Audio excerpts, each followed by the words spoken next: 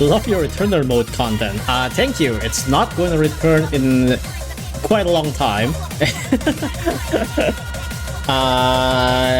Yep. Well, not that I chose to. It's just that I haven't really gotten any like good materials to make returner mode out of. Also, Molly, you got your license. Congratulations. It is not the monthly lolly stream. I was actually thinking of making this the monthly lolly stream, but around like 20 minutes before I started, I updated OBS. And it was the worst mistake ever. It constantly crashed. Literally every time I open it, it crashed. It gives a pop-up that it crashed, and it doesn't actually crash. Like, OBS itself doesn't actually close. It just, there's a pop-up of notification that like, oh no, OBS crashed, we save your crash lock right here. And also a bunch of like the fonts and everything are broken. Like you see right now on the bottom left, on the music along with Funkot thing, there used to be a border there. Everything that has a border is now broken. The text for showing the song in general is broken. I had to fix that too. So that was a problem. Let me see if I can move here. Okay. Let me see if I can show this. Hold on. Where is my... Where's my Photoshop? Here?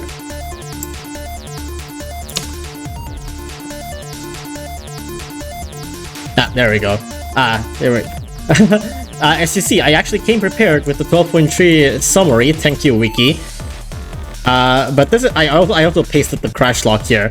It's like every time I open OBS, it shows this. Whoops, OBS has crashed. Would you like to copy the crash lock to the clipboard? And if I press yes or no, it's just going to close OBS. So what happens right now is that this thing, this OBS has crashed thing, is actually still here. It's still very much in my windows. I can see it, I can click it, I can press it, but I know that if I press any of this, OBS will actually crash. So what the fuck? Why is it giving me a notification that OBS has crashed when it hasn't actually crashed?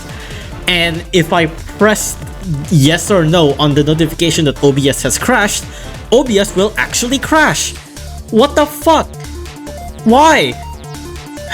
What? There's nothing wrong with OBS right now. I'm streaming. I did a test record. It works just fine. It just shows that there's a notification that OBS has crashed even though it hasn't. What the fuck? OBS is scamming you. Yeah, I don't fucking know. Can you task manager it? You mean like this notification? I think if I try to do anything funny, it's just going to crash OBS anyway, so I think I'd rather not touch it. Also, if I press the X, it'll also crash, so I need to keep this tab open or else OBS will actually crash. It's so weird. And also, yeah, you can see here too, like where is it? The text for the text. This text now looks ugly. There used to be a better font and better like better outline and everything, and that like all of that broke. So story lesson of the day is don't update OBS. Jesus.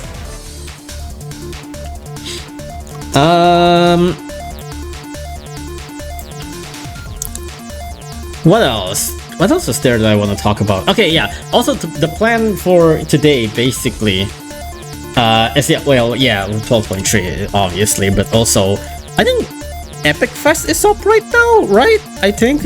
And I have like 100 tickets or something on my phone. I haven't actually plugged my phone in. I haven't prepared anything for the Battle Cat section. But if I go through 12.3 fast, I might roll. And that's about it. I might also show like my progression. That's about it. Double rate is next week. There's a double rate? What? Wait, what's going on next week? What's double rate? Is it like just Fest or Girls Wants double raid? I think I have I have most Girls Wants though. Most of the Girls Wants I already have. I think I'm missing like Reika, which is a really nice one. I really want Reika, but I wouldn't really spend like 100 tickets on her. Fest chances, so it's like it's 10% chance on like certain banners. Is that it? 10% instead of 5%? What's the banner? What's the banner? I haven't actually checked. Just gonna get this account deleted for having too many tickets. What's the limit for tickets? Isn't it like way more than 100? There's no way it's only 100, right? All banners are coming. Oh, I see. I don't know what banner do I want to roll on though. 300? I mean, yeah, I'm not gonna reach that. That's fine. Save it for Epifest like D'Artagnan. I mean, it's Epifest like right now, isn't it? And it's not like if I get D'Artagnan, I'm not gonna use it. I already have Dastly and I already have Gao. I already have like Gao and Mitama. It's not like I'm using them. I mean, I might use them on Labyrinth. That's about it.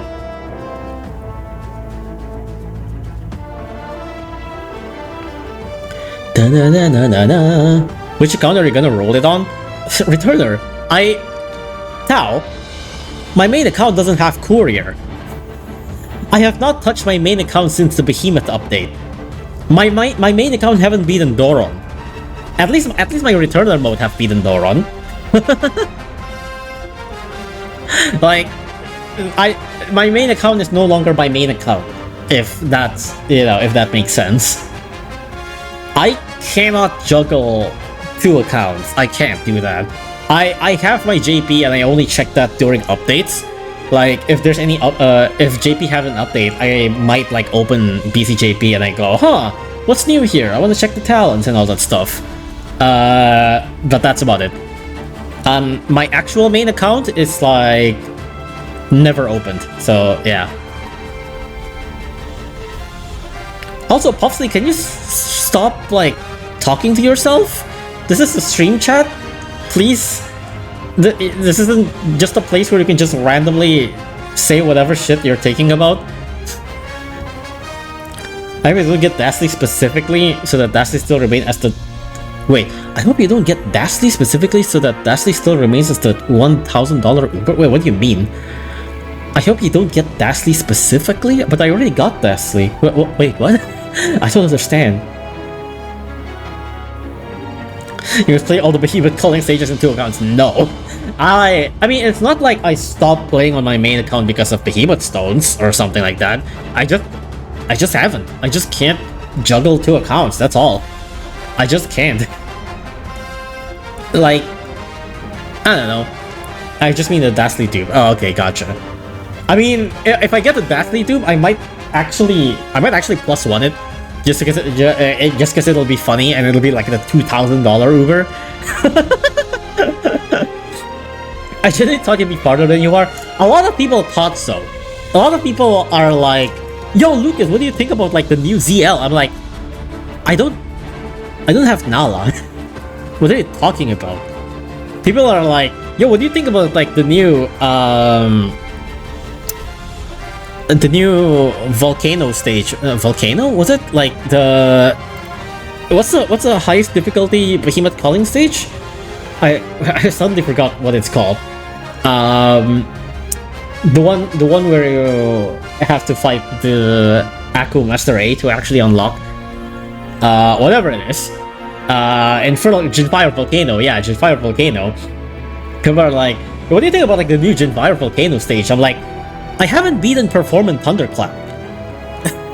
Performance Thunderclap is the stage where you need to beat to unlock like the final couple of stages, current couple of final stages on Jin Fire Volcano. I haven't beaten that. I haven't beaten Performance Thunderclap. I just haven't. Like, I couldn't beat it yet. I'm legit too weak for that stage currently still. I mean, I might be able to if I use Ubers. I might be able to if I bring out like Amakusa and Devil Hunter boy guy. I forgot his name. I might be able to, but I wanted to beat it no Uber, and I still couldn't beat it with no Uber. And people are like using Luza or like True Form Earth for that stage, and I'm like, fuck that! I'm still on Doron, bro. I literally just got Doron. Satoru, yeah, Satoru. 2 Aku As? Isn't it 1 Aku Ace and 2 bears? Isn't it? I thought it's like 1 Rangmaster and 2 bears, if I'm not mistaken. Do people struggle with Rangmaster? I think it just depends on stage per stage basis. Like, Rangmaster, I think it's a pretty cool enemy.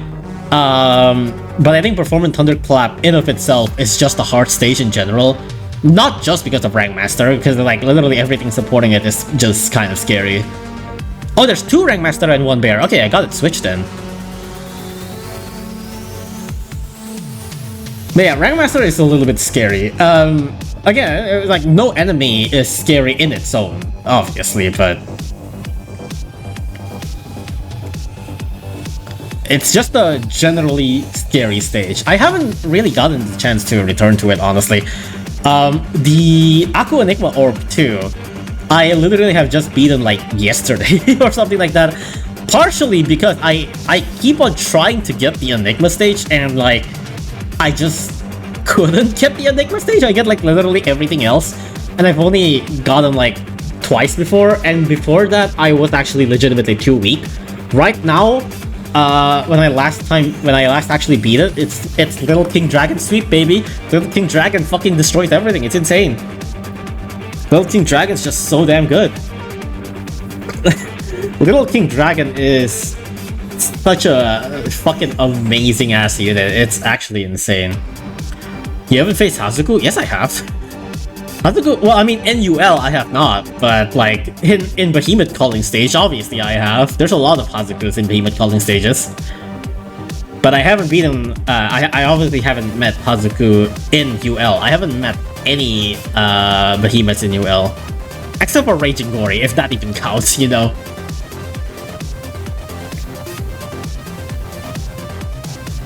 Okay, he's surviving a horror hit at level max. I actually have not upgraded his Survive Lethal.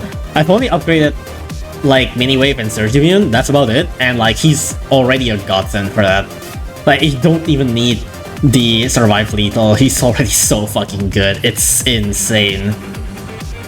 You haven't faced any difficult Hazuku stage? I think the one with Rajakong, that one was pretty difficult. Rajakong and Terral was pretty scary. Other Hazuku stages, I guess, aren't that bad. Hazuku alone is definitely not bad. A lot of Hazuku stages are generally kind of rushable, so at least so far. Except, I mean, obviously, you're probably talking about like the Luza stage, but that's a whole different stage. Has your day been? I'm okay currently today. I don't think anything of interest is happening. I did some thinking of like contents and all that stuff. That's about it. Also, you know, something else that I thinking I might do. Oh my god, I've been stalling for how long now? It's been 20 minutes. I haven't touched on the update at all. I've just been talking. Another thing that I want to do is I want to talk about Tevi. Raise your it's gonna be a very disappointing amount of numbers, but if anyone is interested in Tevi, raise your hands up. If anyone is interested in Tevi, raise your hands up, because if I actually have the time, I might actually spare some time to talk about Tevi. Because Tevi just got some new videos dropped, and I was like, fuck yeah, this looks so good. I want to talk about this, and I might actually make a, like, short clip of me talking about Tevi on YouTube, because Tevi deserves more love, Tevi deserves more recognition, Tevi deserves more people to actually like look into it. Not who, it's what, it's a game, Tevi. I mean, like Tevi. It's a bunny game. It's basically made by the Robbie Reeby devs, or I guess Robbie Reeby publisher.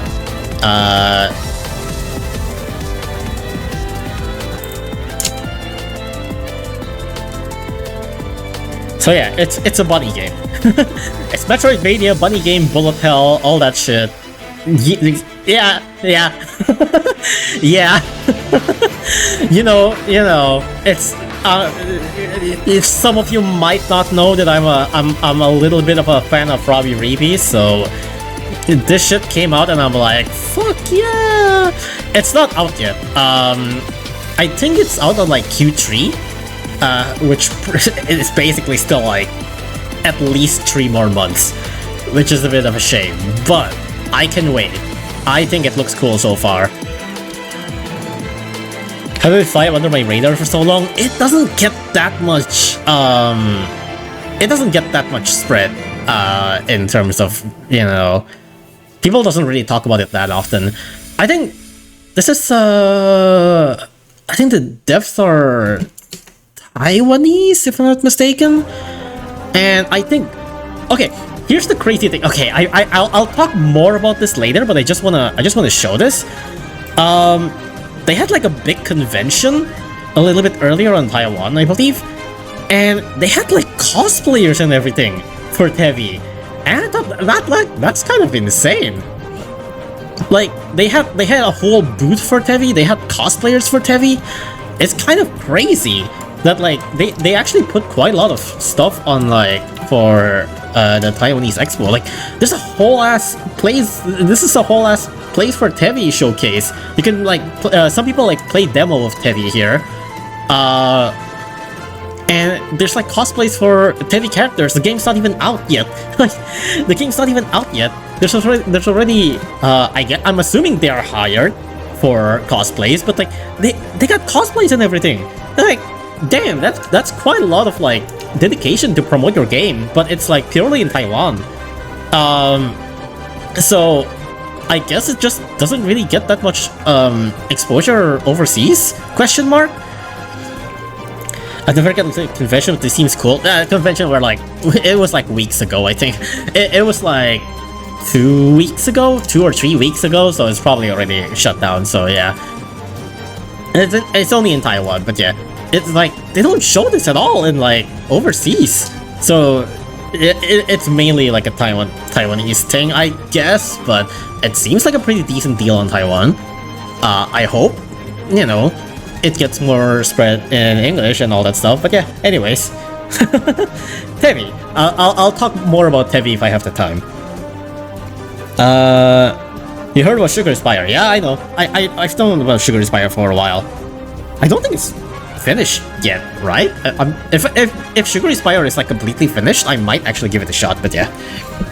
I know some gamers turn off by visuals trying out the game even though the gameplay is awesome. I can understand that for Robbie Reeby.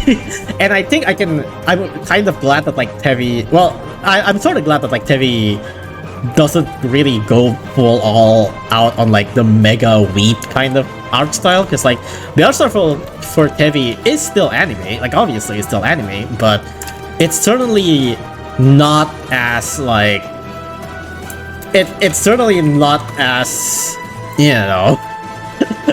it's not as like visual novel etchy whatever as Robbie Reeby, so I can kind of see why people like stray away from Robbie Reeby, but like Tevi's art style is a little bit more cooler, I guess, so hopefully people try Tevi more.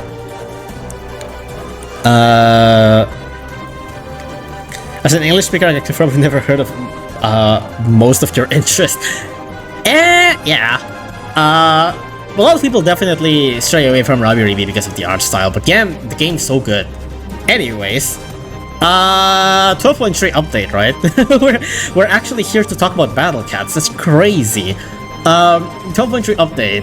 there's a decent amount of stuff here, but there's not that terribly much. Let's run down everything first. I did already kind of check in. I tried to double check for wiki and the Discord update. It seems to be pretty good already. So once again, as like 12.2, I'm going by wiki again, which is just nice. It actually is just nice to have wiki having like English name and all that stuff, and even links to everything. I think I'm gonna really start using wiki for update discussion now. It's actually really good. Okay, let's see. Okay, there we go. 12.3 updates. Oops. Where is it? Okay, 12.3 update. Let's go for one by one first. Go here. What if I miss? Basically nothing. We basically just started. Added 4 new units. What the hell is CRO? I don't know. I'm assuming that's just the cap number. King of Doom Phono, which is what you might have seen from the notification. It's a new fest. It's Dark Phono. Ancient Egg N108, which I believe is Scope? No wait, oh wait, it's right here. This is... Wait, what is this again? Oh yeah, it is Soap, it is Soap. N108, N108, this is Soap. I'm just gonna write it here. Whoops, what? Oh my god, this brush sucks. Hold on.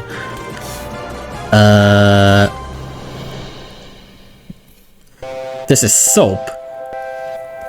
And this is Barrel, right?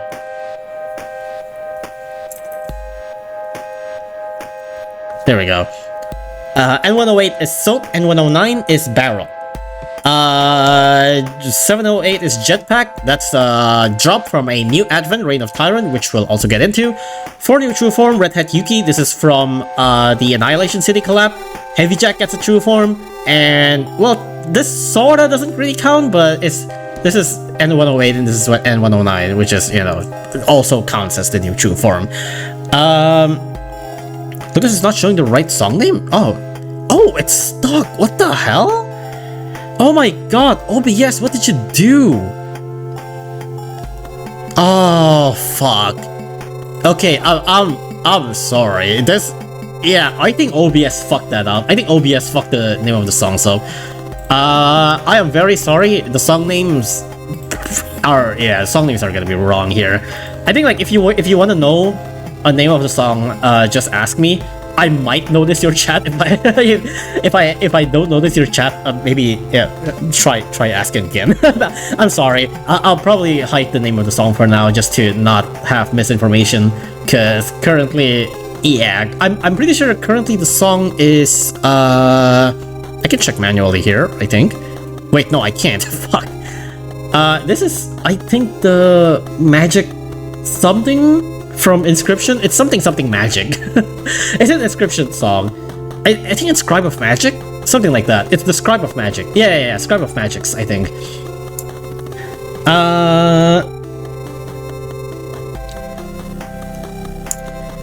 Okay. Where were we? Okay, right. Neutral forms, that's all. Heavy Jack and Red Hat Cap Yuki. By the way, this isn't like the Uber. This is like the... This is the Sexy Lex cat. If you don't remember, maybe hold on. Let me go back to. Oh my god, it's been so long since I streamed Battle Cats update. I feel like, or just stream Battle Cats in general, or just stream in general.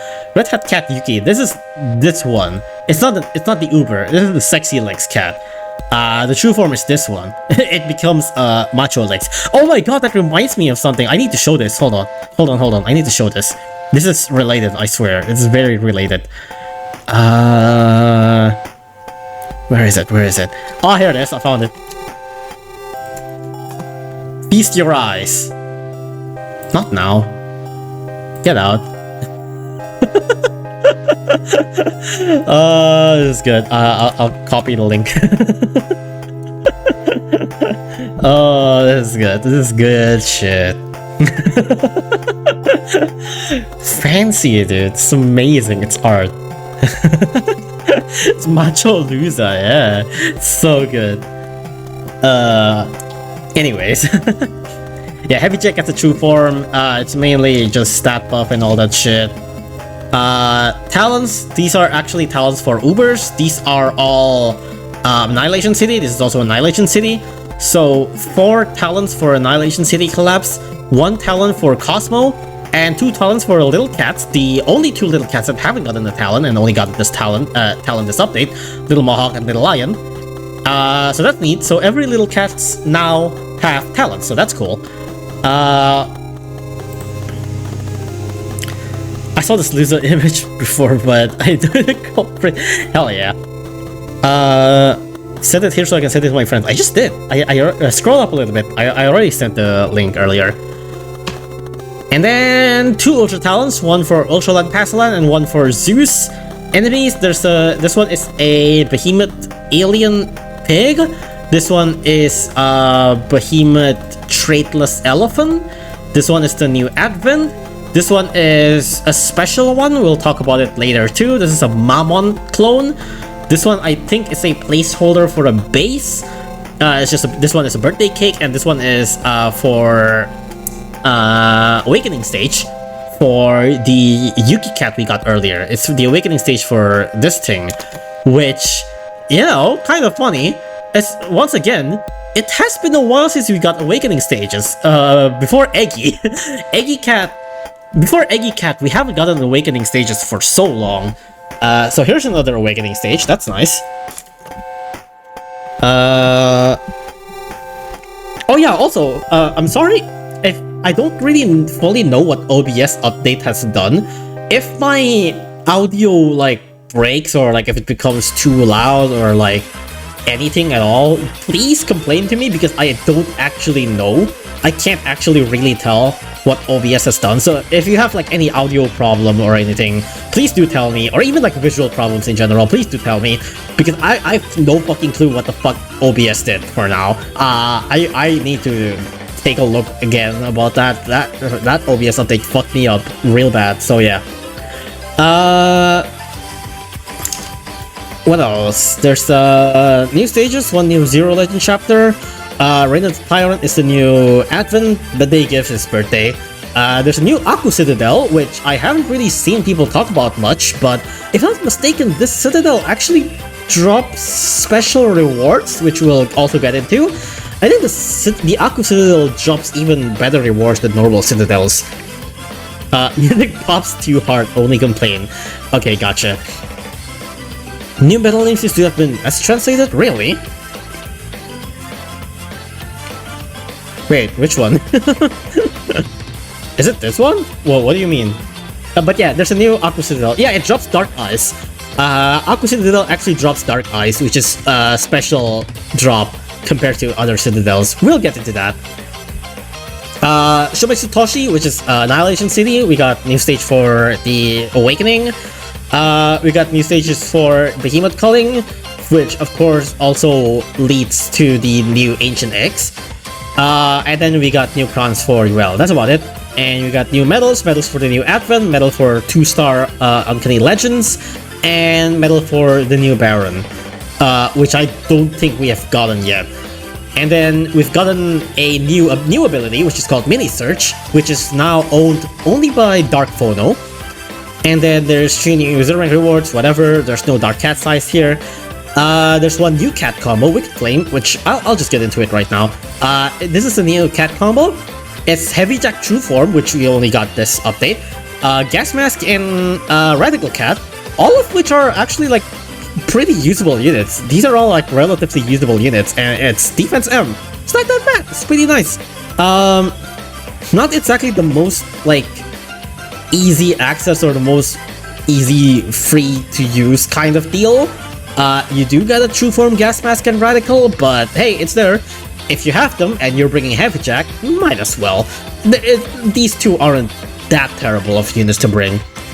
It's not too bad. You can also pair it. Yeah. You can also pair it with Bad Guys, the Last Boss combo, which is Research L or Research M. I think it's Research M. No wait, Bad Guys is Research L, isn't it? I think it's Research L, but yeah. That guy's plus wicked flames is so dumb. To be fair, you already can kind of defense isn't usually super needed, but yeah, it's there. It's there. It's research L, right? Yeah. And also there's new icons for wave, mini wave, wave shield, immune to wave, and resist wave. I'll just show it here. Wave have a new icon. Does it show anywhere here at all? No, is it not here? Okay, I think it's here because I'm pretty sure I remember like stealing icons from here for my special cats video. Yeah, okay. Well, no, that's wave shield, but well. Yeah, Search gets new... Oh, here it is. Here's Mini Wave. Wave and Mini Wave gets new icons right here. Oops. This is Mini Wave and this is Wave Attack. They get new icon. I think it deals like a pretty good job for that. Also, Chaos, thank you for 16 months. Jesus Christ. Damn, I've been streaming for a while. Thank you for 16 months. Oh man, my balls. Got them. Haha, yeah. Damn, I've been streaming for a while. I feel like I have not streamed for that long at all. That's weird. But yeah, anyways, I think the new icon makes sense. The new icon is neat. I think it like separates itself from Search pretty well. Because previously Wave looks very similar to Search. This makes a little bit more sense. So yeah. And yeah, that's about it. Let's start from the beginning. King of Doom Phono. New Epic Fats Uber. He's a evil motherfucker. Jesus Christ, look at that smug. I actually really like that smug. Man, he's so fucking evil looking. Even though his eyes doesn't really make that much sense, but he's evil looking and I like smug things. I like smug people.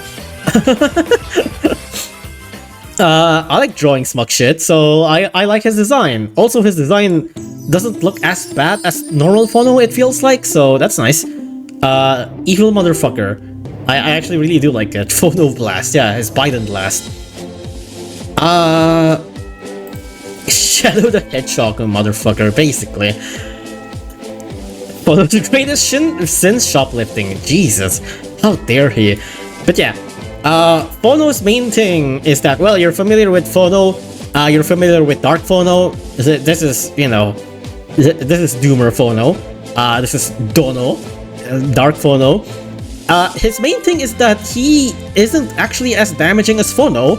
Instead, his main thing is that he slows, which is kind of funny. This is, I think, the first time Epic Fest unit ended up being less damaging, at least having less damage, like base power, compared to their Uberfest variant. No, actually, sorta. I mean, not really, but he doesn't get the massive damage. But yeah, anyways, Dorlocus, thank you for the ray. What have you been up to?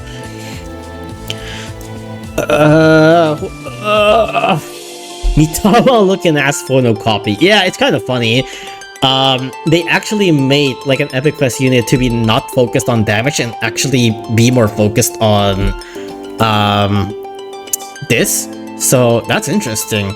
You can slow witches and angels like Dazzly? What? What made you think so?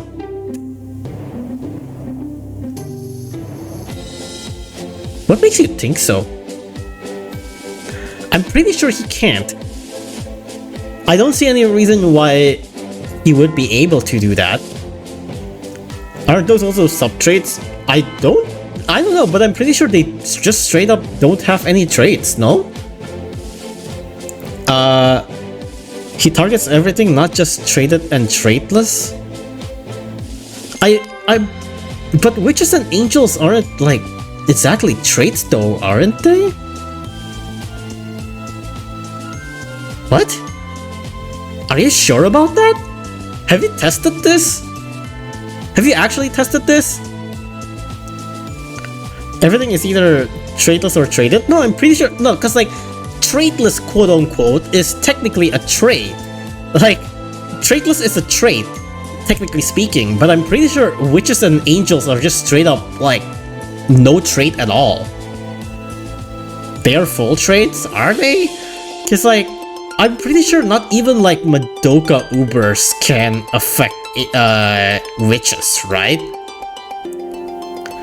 Like, I'm pretty sure even Madoka Ubers cannot like slow or freeze witches. I am very sure about that. They can't, right? Why would this be able to? Yeah, it's only Witch Killer. They're only able to like buff their damage and get less damage. Yeah, they're not a full trade. I'm pretty sure you can't. Madoka Ubers don't target witches. Deathly and Dark Phono can. Have you tested this? Eva Angel is a full trade. Witch and Eva are not trades. What the fuck?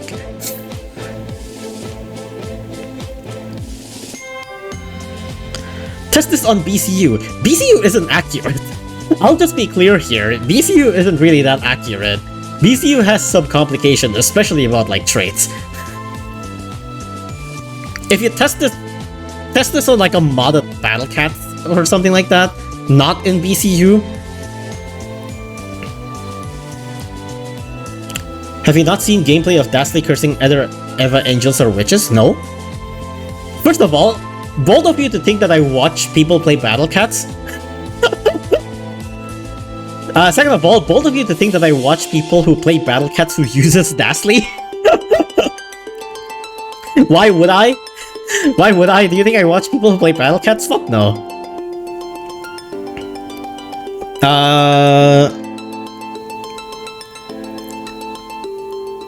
Anyways, Dark Phono. We are very sidetracked. Dark Phono. If you know Phono, it's basically kind of like if you know Phono, Dark Phono is kind of like that, except not really. Dark Phono is much less damaging. Its main thing is that it slows all trades for 2 seconds. And yeah, similar to Phono, if you're not too familiar with Phono, it's a 3-hit multi-hit. First hit is on 200 to 550, second hit is on 400 to 750, third hit is 490 to 900, which means that there's an overlap. If you're sitting on 400 to 550, you get hit 2 times. If you are on 490 to 550, you get hit 3 times. If you are between 490 to 750, you also get hit 2 times. Is it less range? I think it's a little bit. I think I think Dark Phono have like better stack range, isn't it, or something like that? And then 100% chance to create a level 1 mini surge between 400 and 11,000. Sorry, no, 1100 range. Jesus, 11,000. That would be so weird. 1100 range. Dark Phono reaches 1,000. Less range. Normal Phono has 600. Oh, you mean standing range? Okay, yeah. It's just barely. It's basically the same. It's basically the same. You get it. Dark Phono doesn't reach 1,000. It doesn't fucking matter now, does it? Let's be real here. It doesn't really fucking matter. It's really far away. It doesn't matter. It's only 900 to 1,000. It's just the same shit, okay? Anyways. It's mini search that also triggers on every hit of this. So if there's enemy that he hits on all of this, he spawns 3 random mini search between 400 and 1,000. Fucking 1,100. I almost said 11,000 again. And of course, it's immune to wave, immune to search, immune to curse, which is only in evolve for some reason, and it's multi-hit. They write pros and cons here. Above average cost, low ability uptime, sluggish cooldown. Class, crowd controller and sniper. I'm just gonna ignore all this. I'm sorry whoever writes this on wiki, but yeah, it costs quite a lot to spawn. It is for 5,000. Quite a lot to spawn and all that shit, but it's alright. In terms of stats, this is one of those units where it's extremely difficult to actually make like a proper, what do you call it? It's hard to make comparison of this on other units just because of how difficult it works. It's one of those things where like you actually have to see it in action to be able to compare. rather than stats, but it's me, I'm the wiki guy. Well, I'm sorry about that. I'm not reading all that shit. But yeah, it's one of those units where it's really hard to discern what their actual numbers are, because in here it says 7,000 DPS, but this is 7,000 DPS if all of his attacks hit. Which is, you know, that only happens in like very specific range, and like on other certain range, the DPS gets, you know, kind of lackluster depending on where you actually stand. Because if you only get hit once, then, you know, you basically only get 1/3 of this, which is basically like only 2,000-ish DPS, which is still not that bad, especially for a unit that stands on, where's the standing range? There. It stands on 500 range. Dark Phono stands on 600, which is significantly higher. It actually is significantly higher, but 500 range is still pretty big. 2000 DPS for 500 range with LD up to 900 range is still pretty nice. And especially it still have mini search, but the mini search is so damn random. Oh right, I forgot to talk about mini search. Mini search is basically search, but it's 20% damage. It's basically the same as wave and mini wave. It's the same shit. It still transfers the slow. So if you get hit by the mini wave, that's slight extra second on the surge. Sorry, on the slow. So that's a thing. What else am I talking about again? His DPS is extremely janky. I don't think it's janky per se. I think it's just hard to discern. I don't know. I think people have really mixed opinion on this unit. I think in general, it's safe to say that this unit is still really strong. But it's not Phono strong, nor is it Dashly strong. But it's still really strong. It have really respectable damage. Like I said, it have like 2,000-ish DPS, but that's if only one of the hits. I think a lot of the times your target will at least get hit twice. Sometimes maybe even 3 times, which in that case that would be a nice amount of DPS. Plus he has CC, which is nice. He has big standing range. His LD reaches really far away still, even though it's less than Phono. It's still really far away. Immune to wave is nice. Immune to surge is nice in general. It's an anti-tradeless. It's an anti. Is it an anti-metal? It's anti-metal, right? Slow all enemies. Yeah, I'm pretty sure it's also anti-metal. It's definitely up there. It's definitely one of the more strong unit. It's probably not top 3, but it might still be like top 10, I would say. Maybe, I don't know. I think it looks good. I think it looks really good. It's just probably not like top 3 material. I think I would say it's a little bit maybe similar in terms of like strength to like something like Gao or some shit like that, you know what I'm saying? It's like, it's great, but it's not like Omega insane broken you win every stage of the game kind of deal, but it's still going to help you a like whole lot. It's really good. It's still really good. But yeah, that's pretty much about it. What else is there to say about this unit? I think that's about it. It's a pretty hard unit to talk about. Also, it's furry. Can I get like... Wait, I forgot. How do I use Pack to retrieve attack animation? That's something that I can do, right? How do I get Pack to receive attack animation? I forgot how to use Pack. Hell. It's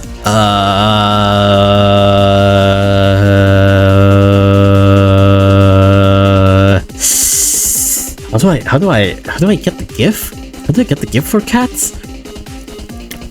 Enemy GIF, enemy image, enemy sprite, find stage. Is it form GIF? Unit GIF. Is it unit GIF? Unit GIF. What's M? What's M an attack? Wait. Key help. Unit GIF, please. Thank you very much, Pack. Minus M or mode. Decide animation mode. Walking, idle, attack, hit, back, enter. Oh, okay, gotcha. Okay, so P FG. That's PFG. What's it called again? What's the fucking unit called again? It's a King of Extinction Phono. Why is your name so fucking edgy? King of Extinction Phono. Minus M attack. Searching with King of Extinction Phono, but no such unit found. What the fuck, Pack? Dark Phono? No, what the? I tried to search Dark Phono. Let me show this. I tried to search Dark Phono. And Pack gave me this instead. Are you looking for Cat Typhoon or Zeus? Do Phono, try unit number. Can you do unit number here? Phono. Oh wait, I can't. King of Atrophy Phono. Oh, I think it's because it hasn't been properly translated. Okay, gotcha. Okay, there we go. Okay, I got it. Here we go. Check me out, yo. Oh, why is it so small? What the fuck?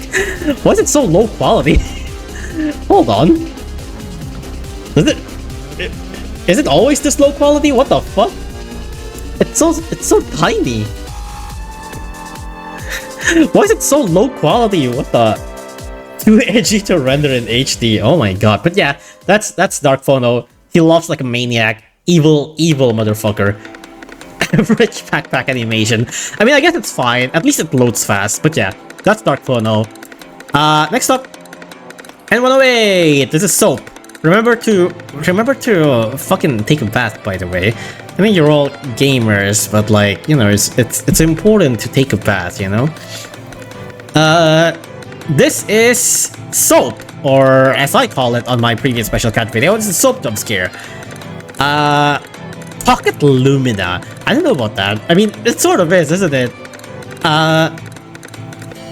12.3 worst update because I'm forced to participate in self-hygiene. Imagine being a Smash player and you're forced to get fucking Soap Cat. Oh my god. Worst cat in the game. This is Soap Cat. This is to put simply, this is Roy for aliens. A cat that has bacteria fighting power, its slight acidity won't activate any cat allergies. Behemoth player toughens its aliens, sometimes weakens foes. It's basically Alien Roy. Also, this is the first time we ever got an ancient egg that is a super rare cat. This is the first time ever. It's kind of funny, isn't it, to think about? They gave us so many eggs.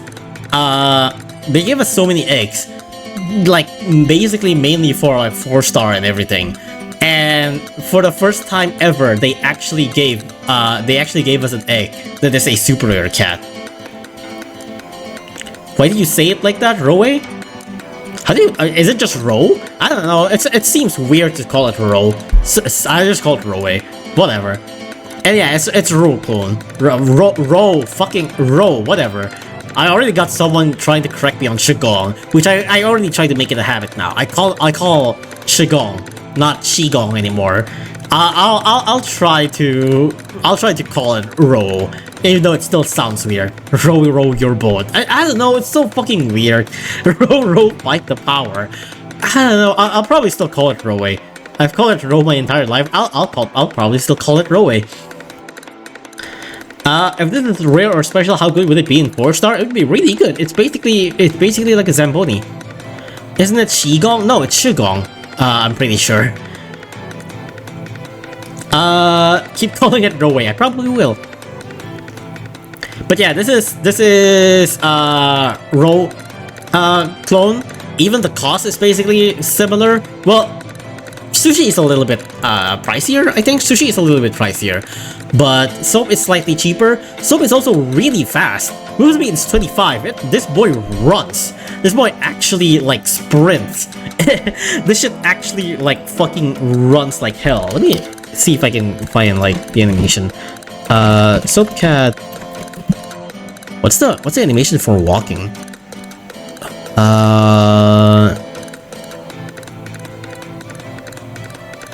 Oh, it's just walking. Okay. Oh my god, it's so small again. Okay, that's fine. There it is. Here's Soap. He runs! He just runs! He sprints! He's coming for you. He's coming for you.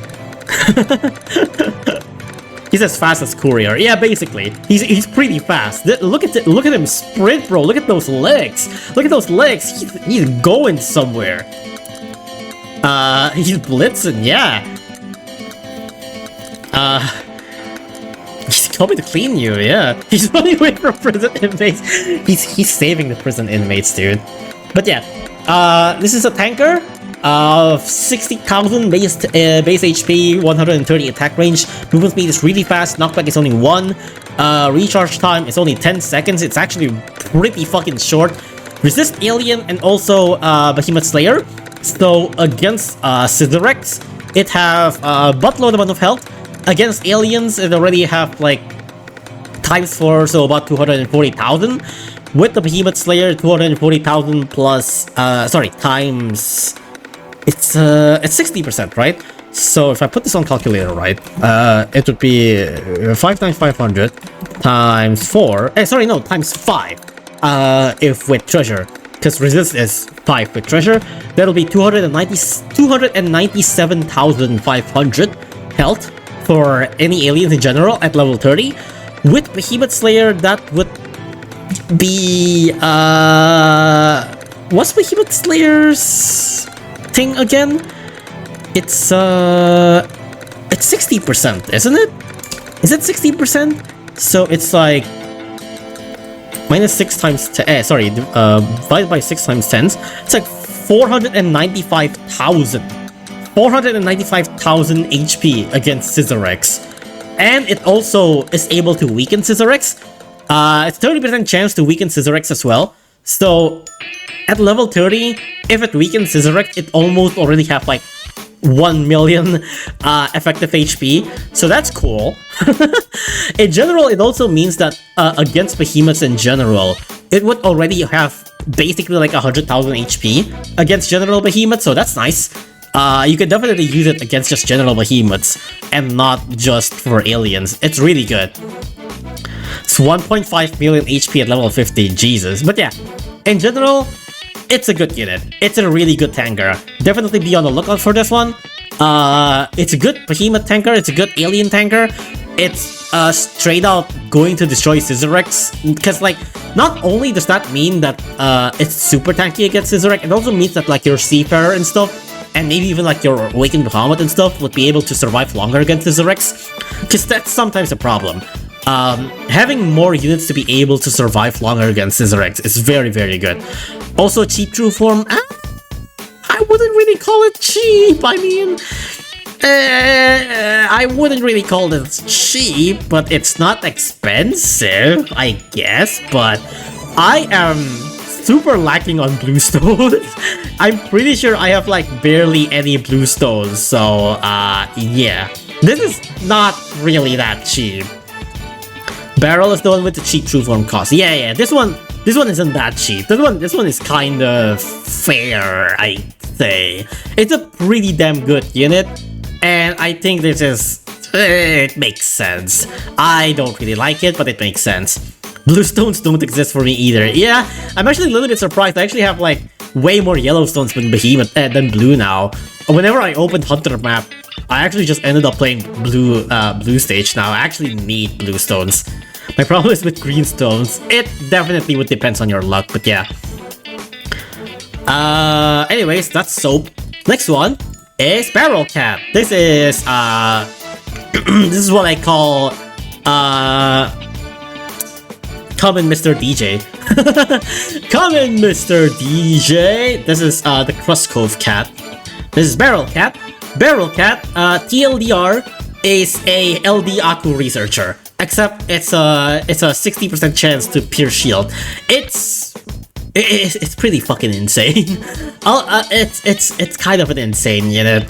It is basically a crazy ass anti-Aku. A sneaky cat that has escaped many hairy situations on the run from pirates after stealing their treasure. Tough versus Aku Behemoth Slayer long range area attack. if you don't know what this is, I'm pretty sure this is a reference to like a carnival game in Japan. Barrel carnival game, Japan. I don't know if this is like strictly a Japan thing, but it's kind of like a barrel sword carnival game. Fucking barrel sword game. There, it's this thing. Okay, maybe it's not really a Japan thing. Maybe it's just a toy thing. But yeah, it's one of these toys where it's like, it's a common kids game. Really? I've never seen it in like other places. I feel like I've only seen them being referenced in like Japan. But yeah, anyways, it's a pirate barrel game. It's one of those pop-up pirates where like there's a bunch of holes and like one of them will like trigger the pirate to like spring up. This one, yeah, it's like if you happen to press right, the pirate will spring up. What the fuck is this? What the fuck is this toy? I don't think it's a Japan game. Okay, maybe I'm just stupid then. I've only seen it being referenced in Japan media before. I've never seen it being referenced anywhere else. But yeah, let me see if I can find a heated animation for it. So PFG to the barrel cat, -M attack. There we are. Okay, so this is soap, right? Okay, I can use this. Citadel barrel, yeah. So similar to the pop-up, he also basically like pops out of the barrel and also just disappears for thin air. Did you notice at the end he literally just becomes like the basic cat sprite? Like, this is completely new sprite and everything, like him popping out, him jumping out, but then like when he disappears, he just becomes the basic cat sprite. Like, that's literally just a standing basic cat sprite. I'm gonna get a drink real quick.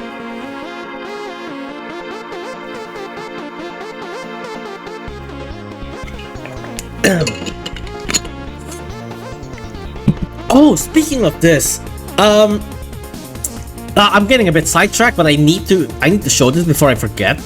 I had a revelation when I was doing my special cat video. When I was doing my special cat video, I noticed something. I noticed on Box Cat's sprite, right? And also CAT sprite, which is also kind of similar. Box Cat sprite, you look at that. Let me post this on like. Let me put this on Photoshop actually to be able to showcase it better. So this is Box Cat sprite, right?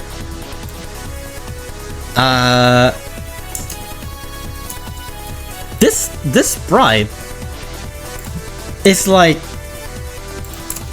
exactly the same as Little Cat sprite. It's exact same. It's literally the exact same sprite. I'd never noticed this before.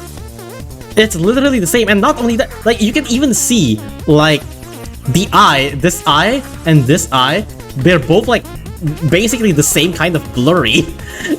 They're both like blurry. The right eye, this eye and this eye are both blurry. It's literally the same.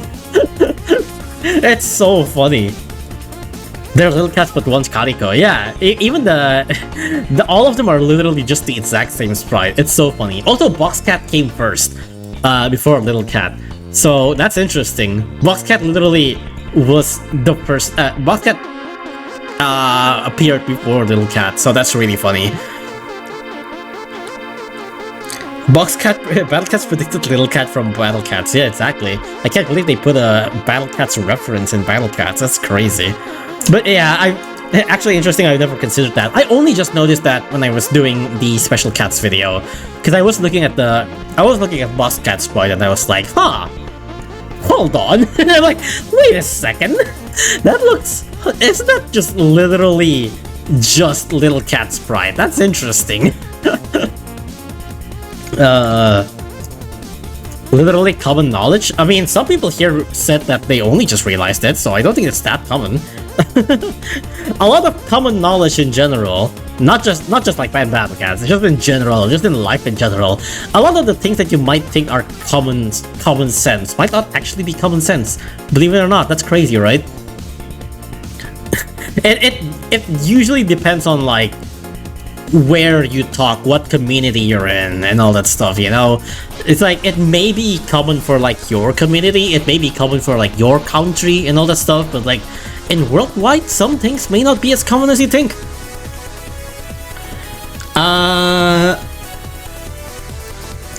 Where were we? What have we talked about in Barrel? Okay, yeah, it's an LD Aku Shield Breaker. It's a 300 range LD unit. LD goes from 225 to 400, which that's all right. It's piercing only 100, which is I think pretty standard for most LD units. Well, no, most like low range LD units have like 100 pierce. That's pretty normal. Things like Volter and Courier, I think, also have like 100 pierce. The only one that I remember having more than 100 pierce is like Fiend Cat, which is like 150 pierce, if I'm not mistaken. So this is fair enough. 100 pierces, I think, is fair enough. 225 blind spot, I think it's fair enough. But in general, this shit is pretty crazy stuff. Oh, Chaos, thank you for 5 gifts up. Oh, it landed on Can Shoes too. Nice. If you got the gifts up, say thanks to Chaos, please. That would be nice. But yeah, thank you for the gifts up. Very kind of you. I'm off the Potemkin Buster and nerd talking crap. Take this bribery to call Cosmo the best Uber ever. I'll think about it. I'll consider it. I'll take the bribe for now. I'll take the bribe. But yeah, I hope you have fun with Guild Gear, I'd assume. But yeah, thank you for the gifts up, Chaos. Is this Plock? It is Plock, indeed. It is indeed music from Plock. Unfortunately, the music naming text is currently broken, but yes, this is indeed Plock. This guy's really good on Jugando, what about it? I mean, it's not just Jugando, it's just really good for Akus in general.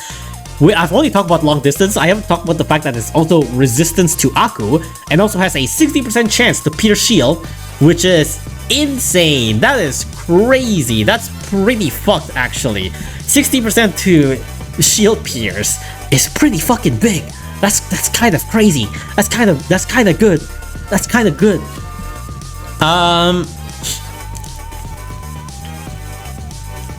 Aku meta is dead. Man, I don't know. I was like,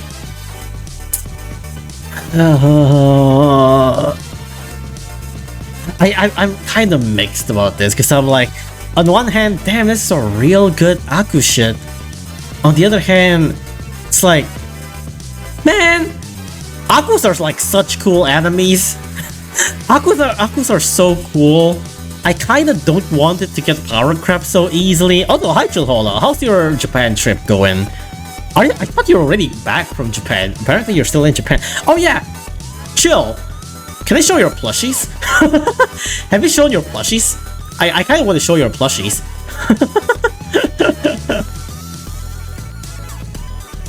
Lamau, okay. I just want to show... Chilhola got some plushies from Japan. It's pretty cool. I gotta scroll up to actually find it though. I don't really know where it is. Where is it? Where's the plush? Maybe I'll just search the message plush. Hold on.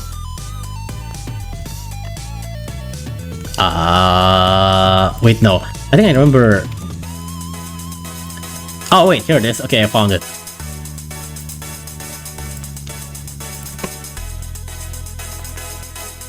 There!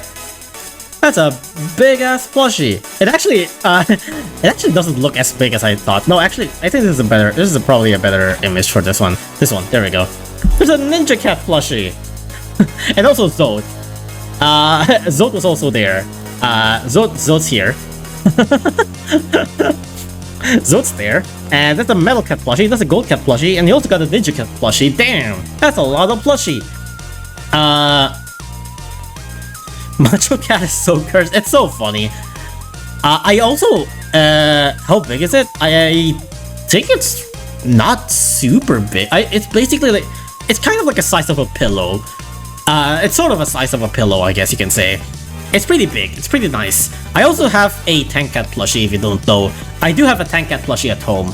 But that's the only plushie that I have. The only other plushie that I have is the Among Us plushie.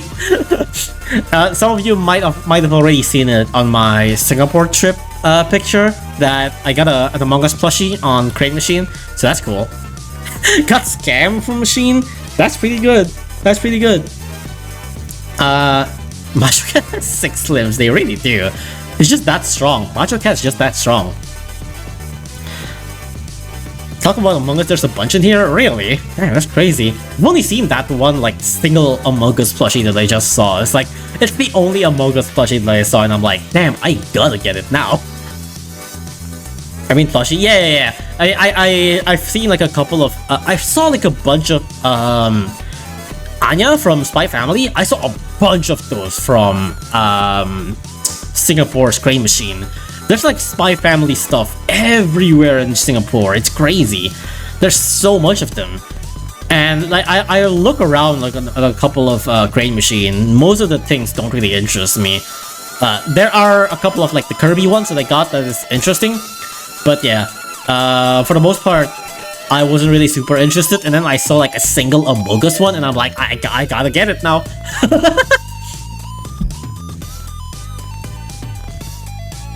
I know Battle Cats is very popular in Japan. Yeah, it's like, Battle Cats is surprisingly a big deal in Japan. It's still kind of funny. It's like, right here, you don't really see people talking about Battle Cats that much. And then, like, you go to Japan, and I know I have definitely heard of reports from some people that I know, or like from some streamers that I know, that like have gone to Japan, and they were like, yo, dude, I saw ads of like that cat game you play, what the fuck? And I'm like, yeah, it's kind of a big deal. It's actually kind of a big deal in Japan. It's kind of good. DM? What did you send me? Oh, what the? What? Oh, that's cute. Okay, hold on, I gotta show this then. UFO Catcher Triple. Nyanko, very popular game. Nyanko, Cat War, Neko Ninja, big stuffed toy. There's even a doodle of that. That's so cute. That's cute. There, look at those ninja cats. Free them. Free these poor boys. Very popular game, Nyanko Cat War. That is kind of funny. That is kind of funny. Very popular game. Maybe I should tag like every Battle Cats videos with this now. It's like, very popular game, the Nyanko Battle Cat War Cats, you know? The Great Nyanko Battle Cat War. It's very popular. That's great. That's so good. Anyways, we have not finished talking about Barrel Cat. It's all. Have I talked about the fact that he's also Behemoth player and Surgeman? He is 300 range, which I believe doesn't actually outrange Rankmaster. Rankmaster standing is also 300. Rankmaster's LD goes to 350. So technically speaking, you can't actually hit Rankmaster safely with his LD. Since Rankmaster is 300 to 350, Barrel is 300 to 400. So yeah, you can't exactly tank Rankmaster. You can definitely like survive longer. And I think probably tank like a single hit, but you can't like super tank with Rankmaster, I think. You can probably tank like 2 or 3 hits before getting knocked back, which is enough for like a single hit. That's nice, that's good enough for Rankmaster. So yeah, this is a very scary unit, very good unit. Not just good for Rankmaster, it's just really good for like any Akus in general. Because it has LD, you can easily destroy like multiple Aku shields in like at once, which is kind of crazy. And like, since it has resistance, it can definitely tank certain lighter hits, maybe like the waves from the what's his name? The Aku head. What's the Aku head name? The devil head guy? The devil head thing? The guy who does wave? You can definitely tank some hits using that. Wicked Face, yeah. It's also, since it's also immune to Surge, you can also just basically use it on like anything in general that is using a Surge. It's so good. It's a really good unit. Alright, I also forgot. The cost for leveling up. This one is actually pretty cheap. 15 purple and 15 reds aren't too hard to come by. If you ignore doing the base Behemoth calling stages, you might run out of purple and reds, but in general, they're not too hard to stock up. So yeah, really good stuff. Not a bad upgrade cost either. The only main thing is just actually getting the egg in the first place. Alright, I've also forgot to talk about how you get N108. I'm sorry.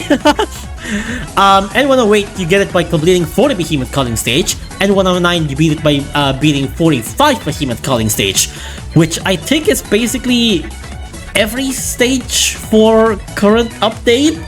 And N108, you can ignore a couple of stages. So yeah, you gotta beat a lot of the stages. Wait, I don't actually fully know, but to get Barrel Cat, do you need to beat Performance Thunderclap? Performance Thunderclap is harder than all of them. You need to beat Performance Thunderclap for Barrel, don't you? Not all of them, but you still need like, you can only miss like a couple, right? Yes, you do. There are 48 total calling stages right now. Yeah, but Performance Thunderclap opens up like 3 stages, or like 4 stages, wasn't it?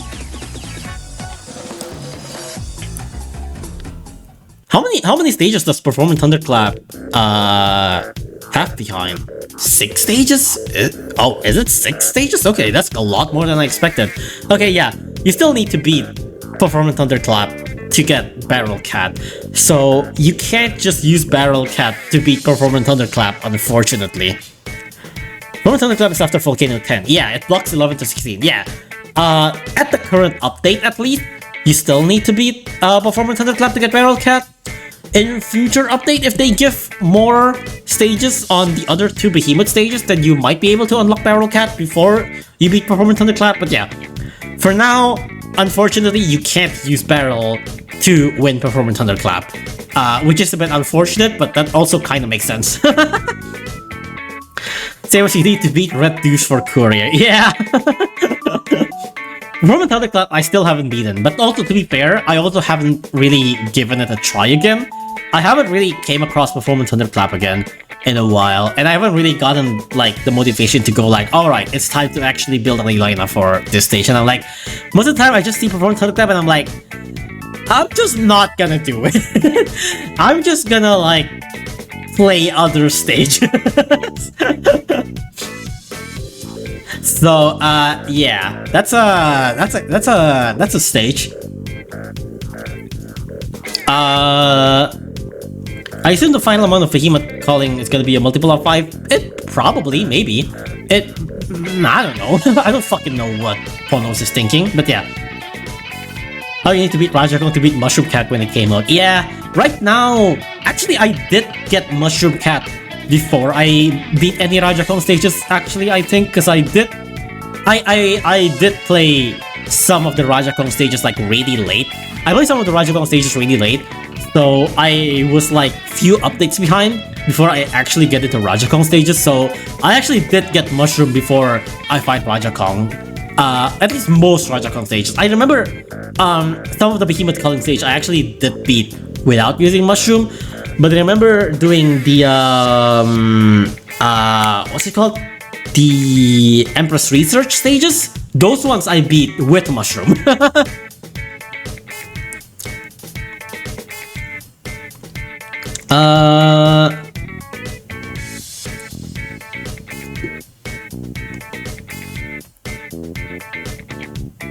Still easier to get than Filibuster.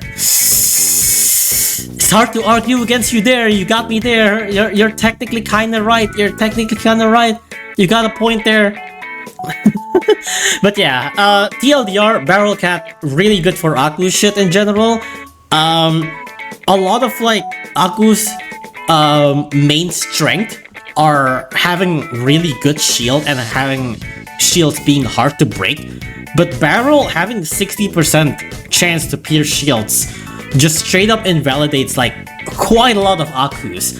And well, it's sort of like quote-unquote balanced out with like the recharge time being not super short, but I think it's it's kind of a must. It's not really that big of a weakness. 60% chance is very consistent.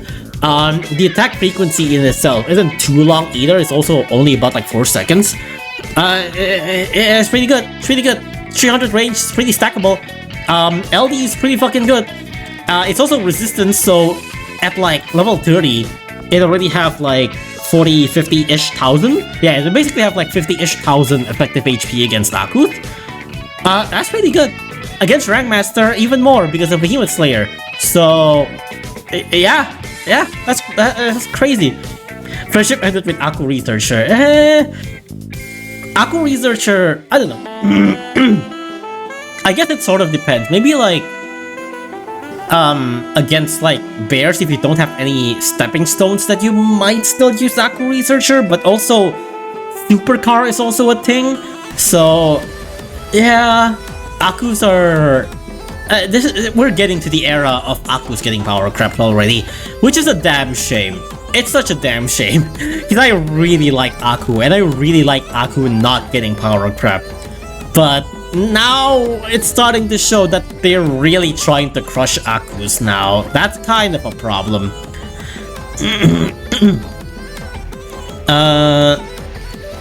There's a weird inconsistency with Barrel where his second form is called Dark Egg, where the last Aku Egg in Cactus was called Evil Egg. Oh! Is it? Yeah, it's currently called Dark Egg. Is Cactus called... Cactus? Oops. Cactus. Oh, right, it only shows first form. Ancient Egg and 103. Oh yeah, it says Evil Egg for this one. This one says Dark Egg. Okay, yeah, that's interesting. That's kind of funny. Behemoth meta immediately ended because of Courier. I'm actually, like... I'm low-key surprised. Okay, hear me out. I'm a little bit surprised that they haven't made a unit more broken than Courier for Behemoth. I'm actually pleasantly surprised that they haven't made a unit that is even more broken than Courier in terms of Behemoth Slayer. I mean, we still got like really strong ones. We still got shit like this guy or Hitman and stuff like that, but I'm slightly surprised that Courier's like they really realized like, okay, yeah, Courier's a bit too much. Hitman got kind of close. Yeah. I also thought about that. Hitman definitely got kind of close. Hitman is kind of up there. You can't get stronger than Courier. Yeah. Hitman good? Hitman's really good. Exorcist is also Dark Egg, so Cactus is the outlier. Oh, I see. Yeah, that makes sense. Enemies are finding a way to outstand Courier such as Elephant or Red Slip Deer if the wave freezes. You know, when I fight Deonil, you just use Courier still. You still use Courier. You're still gonna use Octo and Courier. I'm pretty sure that's how most people deal with Deonil. You still use Courier, even against Deonil, so... yeah. Deonil still gets countered by Courier.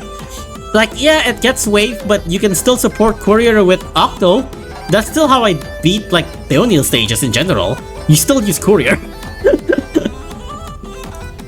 What fucking else are you gonna use for Deonil? Yeah. You don't really got that much choice.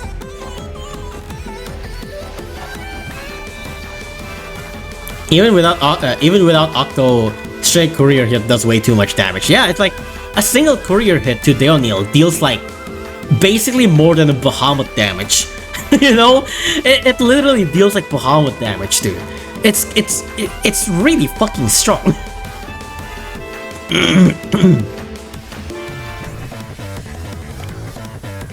But yeah, that's Barrel Cat. That's basically all of the new cats. Before Jetpack, I'm sorry, I forgot about Jetpack. Oh my god, my throat. How have I been streaming for an hour and 25 minutes? I'm stalling hard. I need to speed this up. Let me get a drink.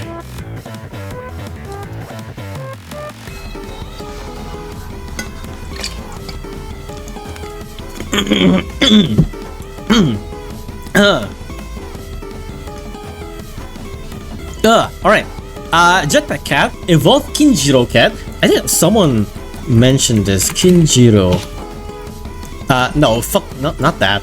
Let me open up the, update info or something.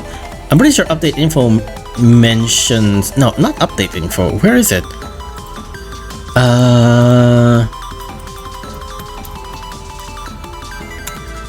Someone mentioned this.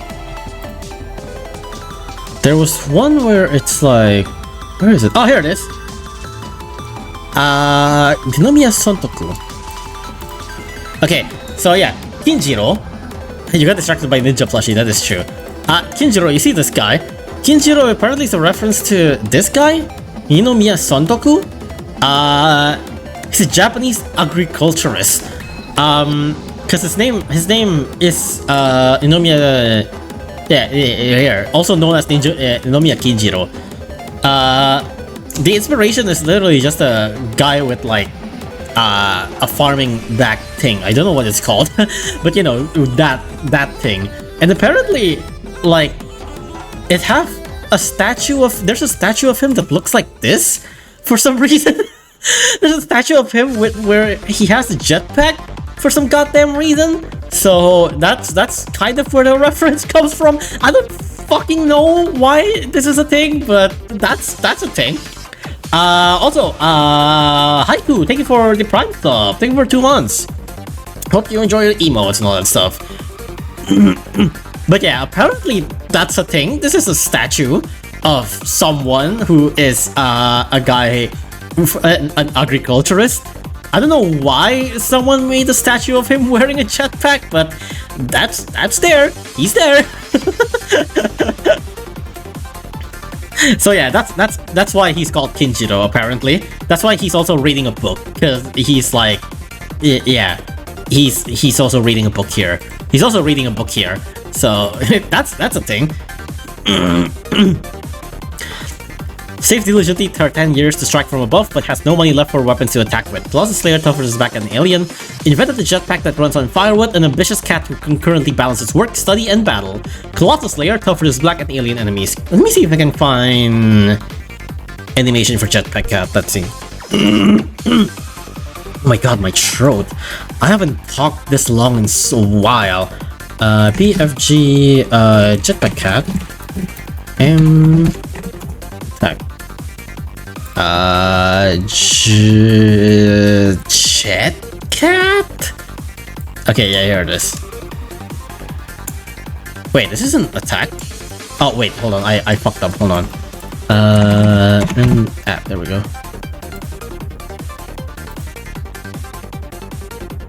Okay, there we are. So yeah, it ran out of money to do an attack. So it just uses its fire to do an attack. That's basically it. Trooper's gonna be Jetpack Joyride. Yeah, who knows? Maybe it will become Barry. What's his name? Barry Steak Fries. Right, Barry Steak Fries. I still remember his name, sorta. Well, not really. Barry Steak Fries. Take a mint or something to help your throat. I don't think I have a mint. I have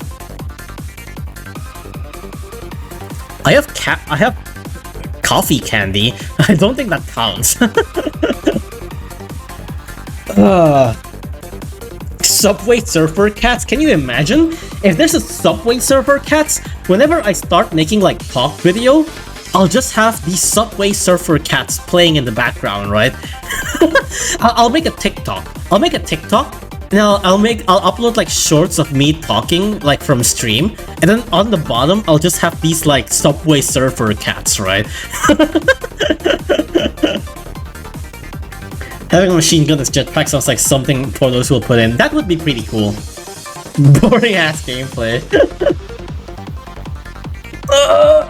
Oh, my back. Okay, let's speed through this. Jetpack Cat.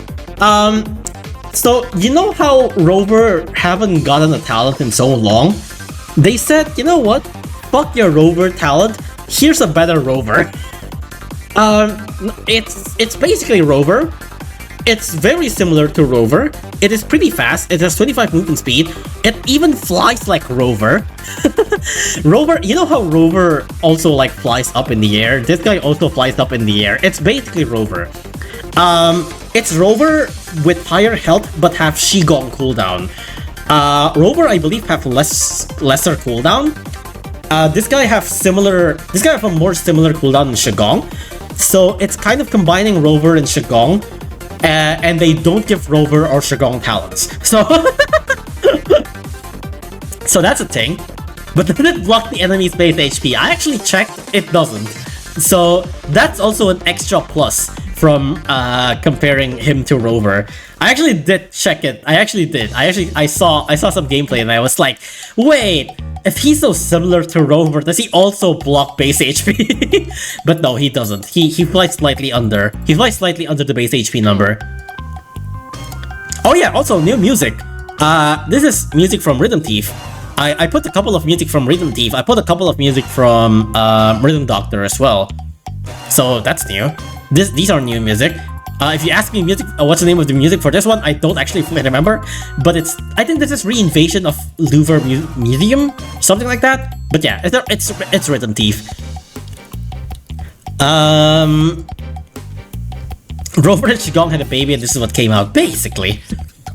But yeah, this is basically Rover. First form and second form have significant health difference.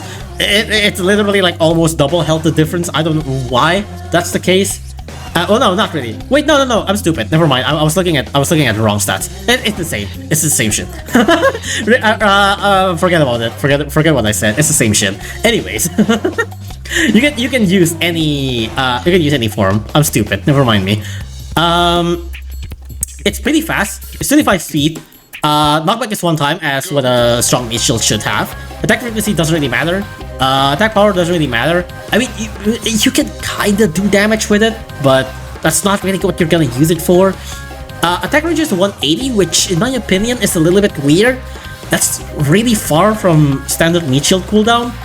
What's Rover's range actually? Hold on, I gotta check this now. What's Rover's range? Rover.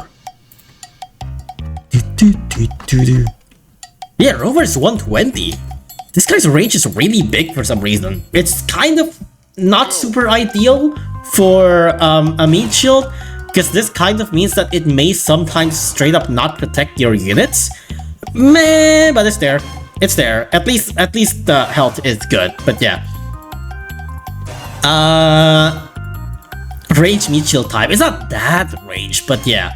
It's a little bit range, it's probably gonna be a little bit awkward to use, but yeah. Comparing it to Rover, right? This is Rover, 13,000 HP for Rover. Kinjiro is 15,000 HP, which is already way better. Movement speed for Rover, it's 12. For Jetpack, it's 25. It's significantly longer and significantly faster. Recharge time. Oh wait, recharge time is the same. Never mind what I said. I thought it's longer, but apparently not. Recharge time is the same as Rover. Okay, I think the cost is slightly more. Yeah, this guy's cost is 390. Rover's cost is cheaper at 270. The cost is pretty pricier. But aside from also having better HP, it also have Colossus Slayer and is also resistant to black on top of aliens, which also means that you don't have to use gas mask to force yourself to get black meat shield anymore. You know, I just thought about this. I kind of forgot to mention this on I forgot to mention this on the Special Cats talent video. I should have mentioned this when I talk about Ninja, because I mentioned using Ninja for like a desperate black meat shield, but you can also kind of use this, but I guess this is kind of hard to get. Nono in shambles. That is also true. I mean, Nono is also already a, you know, specialized meat shield, so... But yeah, TLDR, good meat shield, good stuff. You know, it's pretty good for Black and Alien. For some situations, you might still use Rover more than Kinjiro for aliens, because Rover is significantly cheaper despite having less HP. It is pretty cheap, and the attack range actually like is proper instead of the awkward attack range that Jetpack has. However, it also have Colossus Slayer, which means that I might actually play Horror Potamus for the first time in my life. You know, I might actually try out Horror Potamus for the first time in my life. I might actually try to touch it. And if I still don't like it, I'll probably would condemn Horror Potamus for the rest of my life. So that's yeah. He makes it really free. I might actually try Horror Potamus then, because like I'm pretty sure like level 1 Horror Potamus already like one-shots level 50 Manic Eraser or some shit like that. And when I saw that, I'm like, fuck this, I'm not playing this stage, bro. I am not playing this shit.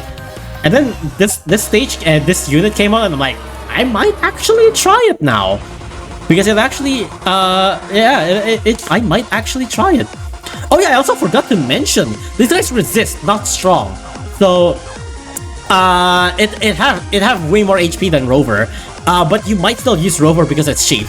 Like, sometimes cost matters. Sometimes cost really matters. So, there might still be times where you use Rover. But if you have the cash, you're probably still gonna use Jetpack. Also, Warp Immune? Oh yeah, it doesn't have Warp Immune. I never noticed that, actually. Yeah, I never noticed that. He doesn't have Warp Immune. Okay, yeah. You're definitely still gonna use Rover here and there. But if you have the cost, if you have the money for it, you're probably gonna use Jetpack. Remember that you need to beat the brutal stage first. Okay. There's some other things that I can talk about, like true forms and stuff like that. But since we did just talk about Jetpack, we can go straight to the new advent. This is where you get Jetpack from, Reign of the Tyrant, right? Let's go straight to this, because it is related to Jetpack. This is where you get Rover from. This is a 4-stage advent. This is the first time where you get 4 stages of advents. It's kind of, I guess you can kind of say it's similar to Crazy Maneko, because Crazy Maneko is also kind of similar, right? Where you have to beat like in Japan, in here, in there, and then you actually only get Crazy Maneko when you beat in Moon, right? So there are 4 different stages for this that you need to beat, where all of them features this guy. Where is that guy? Infernal Tyrant Yandem, this guy. You fight this man. Look at that sexy man. Look at this standing Yandem. He's... like... Should I talk about this? There's something I want to talk about, but... I don't know if I should... You know what? Fuck it. Do you know IT Stumbler? You know IT Stumbler, the guy who likes to make mods and stuff? IT Stumbler really likes Yandem. I'll just say that. IT Stumbler really likes Yandem. He haven't really like been super up to date to like PC updates and all that stuff. He's still obviously he still checks. So when this update came out, I'm pretty sure I immediately like pinged him. It's like, look at this Yandem, dude. He finally stood up. He finally says, alright, it's time. No more messing around. He's hot as fuck. Oh no! Oh my god, just imagine him shirtless. Oh no, he's hot! Little Yandem, which has been standing. That's true, that is true. Little Yandem does stand. But yeah, this is a standing Yandem. It's a very interesting enemy because it have a very weird multi-hit. So, you know how like Phono and all that stuff have like 3 multi-hit where some range will overlap? For Yandem, oh, I need to show the animation. I think it only will make sense if I actually show the animation. For Yandem, it have certain blind spots instead. How do I get animation? Enemy give what's he called? Infernal maybe Aqua Yandem? Aqua Yandem the Great Devil King Yandem? Is this what it's called in Pack? Okay, yeah, I got it. Okay, so you see this, the range starts from -400 to 400 on first hit, and then 500 to 800 on second hit, and then 1000 on and 1250 on third hit.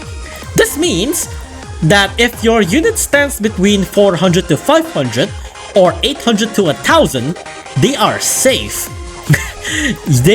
He have two different blind spots in the middle here, in the middle between the first and second attack, and in the middle between second and third attack. He have a blind spot where you can just straight up not get hit.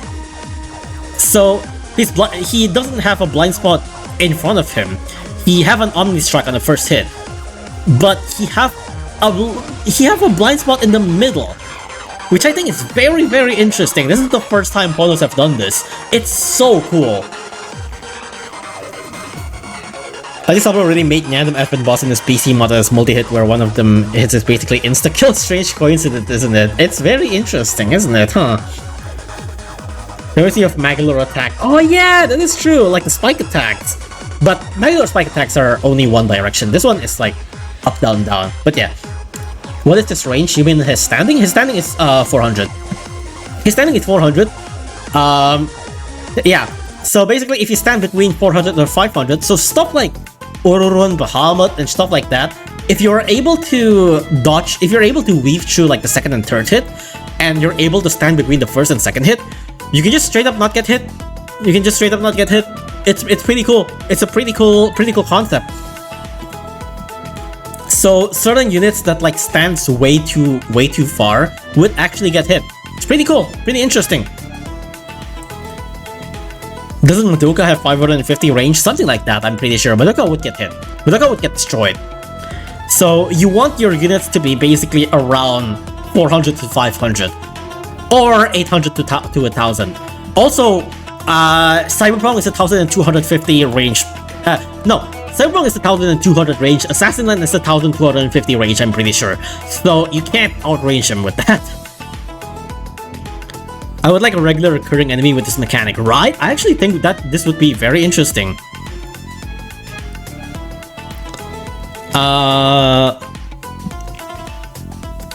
Wait, what's this like description? After 560,000 years, return to our world in the form of an infernal tyrant to take a photo for a blind date. Classic enemy description. Plans to impress them with his height, high grades, and high blood sugar. Who's going to get impressed with high blood sugar? Wait, did you get high blood sugar because you drink jelly? Drink too much, is that why? Cause you're still drinking like the jelly? Is that why you're getting high blood sugar? That is kind of funny. Classic Phonos enemy description.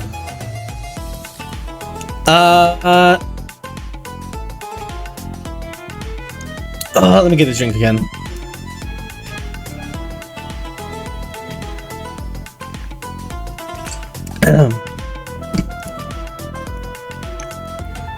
Battle Cat's lore. Battle Cat's knockoff of Ganondorf. I don't know, he's just a muscular guy. He's just a guy. But yeah, it's a pretty cool stuff. Also, I forgot to talk about the multi-hits damage. First hit is 666,666 because, of course, why the fuck not? You can even see, oops. You can even see the DPS here. The DPS for this guy is 78,764. Don't bother trying to tank it. Move speed is 3, knockback is 3, attack animation you already saw. Attack frequency is about 8 seconds. It's immune to knockback, weaken, and search, but not freeze, surprisingly. The second and third hit have a 30% toxic attack, so this one only deals 6,000 damage, but it also have an extra 30% toxic. 30% isn't too big, so a lot of units will definitely be able to survive. It's just a pretty big chip damage for the most part. So yeah, that's a thing. But 30% still basically means that if your units stand on 500 to 800 or 1000 to 1250 for too long, it's probably still gonna die in like 2 or 3 hits, so yeah. So the main stages, I'm not gonna talk about the main stages too much. Actually, I have a video here from Tongnan. So yeah, there's 4 stages here. I think this is the first stage. A lot of the first couple of stages are pretty basic shit. They're just spamming like very basic random enemies here. There's Zolo, there's Akudojos, there's Gabriels. It's very basic enemies. There's like Seal, whatever. That's the first stage. Second stage have also basically, you know, base POs, but there's Chick-fil-A and there's Cizaru. But yeah, it's basic stuff. Third one I think have a slot, if I'm not mistaken. I think, yeah, there we go. It have an Elder slot. It have some Aku enemies. It's a little bit more scarier, but yeah. So that's a main thing. I think the main thing that you want to beat is basically just a slot. So that's okay. The fourth one is a little bit scarier, I guess. It have Honey 1-1. It have, oh my god, it has, look at him, look at that, oh my god, is that who I think it is? Is that fucking Little Doge? Oh my goodness, oh my god, it's over. It's the worst stage in existence, it's over, dude. Yeah, it has Little Doge, I don't like it. But yeah. The stage have Little Doge, which is probably one of the most annoying enemies in the world. The stage is base hit, it spawns with Amos. I'm pretty sure I've seen multiple people use Doron and Edie to just destroy Amos immediately. After you beat Amos, there's also a Toucan, I believe, which spawns rather late. I don't know why it spawns so late. There we go, there's a Toucan. There's a singular Toucan. That's it. The stage, surprisingly, doesn't look that bad. Yeah, which is kind of funny, because this stage have a completely new difficulty called Brutal. In Japanese it's called Kamimuzu, which is basically like godlike hard, basically. It's brutal, yes, it's brutal. Random toucan for money, you can literally just use courier for that guy. By the way, you wanna know what Yohane did?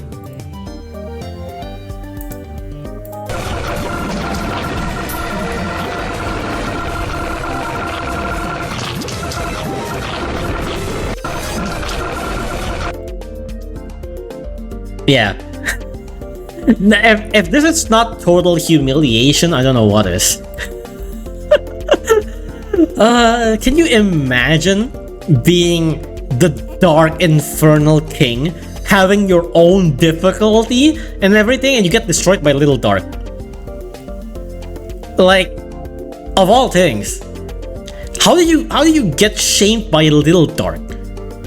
You what the fuck, bro? They hype you up so much, they make you a 4-stage admin, they give you a new difficulty and everything, they give you a 666,000 damage, you get destroyed by a Little Dark, what the fuck, bro?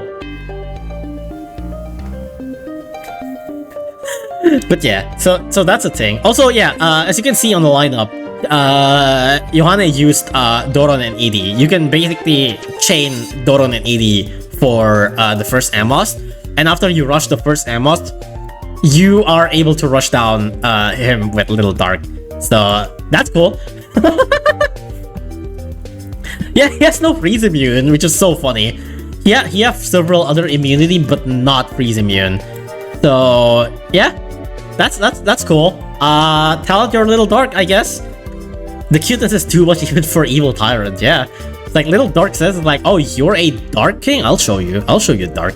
But yeah, so that's Reign of the Tyrant. Unfortunately gets memed on. I'm sure the stage itself isn't like mega free. I'm sure some people are definitely still gonna find problems with it, and I wouldn't really like shame people for it. It really depends on where you actually fight him. Because like you see Yohane here, he used True Form Nala to cut down Amos's health more. And you know, True Form Nala is like UL Legend stuff. But you can definitely play the stage a little bit earlier, right? You can definitely play the stage way earlier. And you might still get some trouble if you don't have certain units. So that's understandable, right? But yeah, if you have the units for it, it's definitely not really a big deal. Especially from the fact that like, aside from after you beat Amos, there's basically nothing. There's just like a single Toucan, which you can still destroy with like Octowind Courier, but yeah.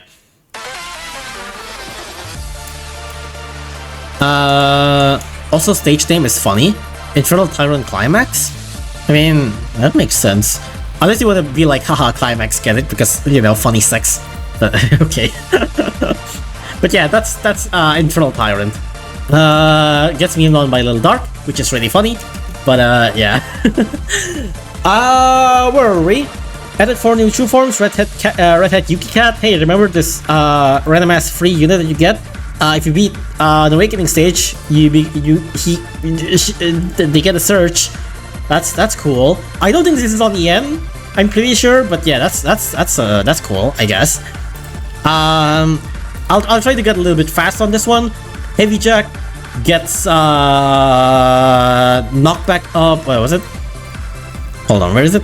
HP up, attack up, DPS up, range up, then knockback chance up. Okay. Attack HP grows from 76 to 85,000. The damage goes from 39 to 49, which is a pretty big boost actually. Range goes from 440 to 455. It's pretty good, because like going over 450 is always pretty nice. Attack frequency is the same, movement speed is the same, knockback is the same, attack animation is the same, recharge time is the same. Chance to knockback is now going from 50 to 100. However, chance to pierce shield is still the same, which is fair. Is the true form good? It's alright. General stat buff is nice. That's really about it. The problem is this also requires 3 Aku fruits, and you're not getting a 100% shield pierce, which I think is a lot of Uber standards nowadays. But 50% is still good. 100% chance to knockback is nice, I guess. Sort of depends. But yeah, it's alright. It's alright. It's not that bad. But it's probably not as some people hope. I'm pretty sure a lot of people hope for the 100% shield pierce, but whatever, it's fine, it's alright. That's all for the true form. New talents, these are all for the Annihilation City collab. I generally don't really care about these guys, so I'm just gonna skip them. I'm just gonna go straight to Little Mohawk, Little Lion, and Cosmo. Little Mohawk, Little Lion, and Cosmo. Little Mohawk, this is the Gold Cat Killer. I don't know what they're thinking about, but they gave him wave immunity. They gave Little Mohawk wave immunity. That's crazy. That's kind of crazy. It's kind of insane. So you know how he got surge immunity for Gano? Well, they say, you know what? Let's also make Little Cat as crazy. Give him wave immunity. Fuck it. It's basically as good as you think. Well, not really, because like certain wave stages doesn't really get super carried by wave immune meat shield, but like wave immune meat shield definitely helps on like a decent amount of stages. Sometimes it's probably better to like straight out tank wave stages, but wave immune meat shield definitely still helps in like a decent amount of wave stages. So really good shit to bring, really good shit to buy. It's super cheap. It's a one-time purchase of 75 NP. Why wouldn't you buy it? Immune to slow, obviously. Who the fuck cares? Defense buff, attack buff, who the fuck cares? And then crit. What? On one hand, what the fuck? On the other hand, that's kinda cool. Cause you know what? It's a one-time purchase. It's not a levelable talent. It's a one-time purchase, 75 NP, immediately 10% chance. This guy, I'm pretty sure, if I'm not mistaken, I think this guy outranges Metal Doge. Yeah, he does. Little Mohawk have 130 range. Metal Doge have 120 range. By base, Metal Doge only have like 30 HP. And attack power of Little Mohawk at level... This is level 30, right? Is this level 30? Okay, I have no idea if this is level 30 or not. But he already does like hundreds of damage. So, I'm pretty sure like any attack from Little Cat would already kill Metal Doges. That's pretty good. That's pretty nice. Also, it would kill Coronium. Yeah, it also kills Coronium. And Coronium is also a metal waver, which also means that he also is able to go through Coronium's wave. Coronium also doesn't have too much HP. Currently at 100%, it's 150 HP. So one bite from Little Mohawk can definitely still kill Coronium. It's pretty good. It's pretty fucking good. So yeah, it's a very interesting choice to have on a unit. The other enemy that you can use it on is like Metal One Horn, but I think Metal One Horn is kinda tanky. Yeah, Metal One Horn has 800 HP. And in late game medals, this would be 300%. So he would have like 2,400 HP, somewhere around there, 2,400 HP. And Little Mohawk still doesn't do that much damage, but Little Mohawk is spammable. If you use Minisaurus, that's even more spammable. You can definitely chip down Metal One Horn, maybe if like your Catasaurus just completely refuses to crit, and your Little Mohawk just ends up critting Metal One Horn down. That is definitely a possibility, right?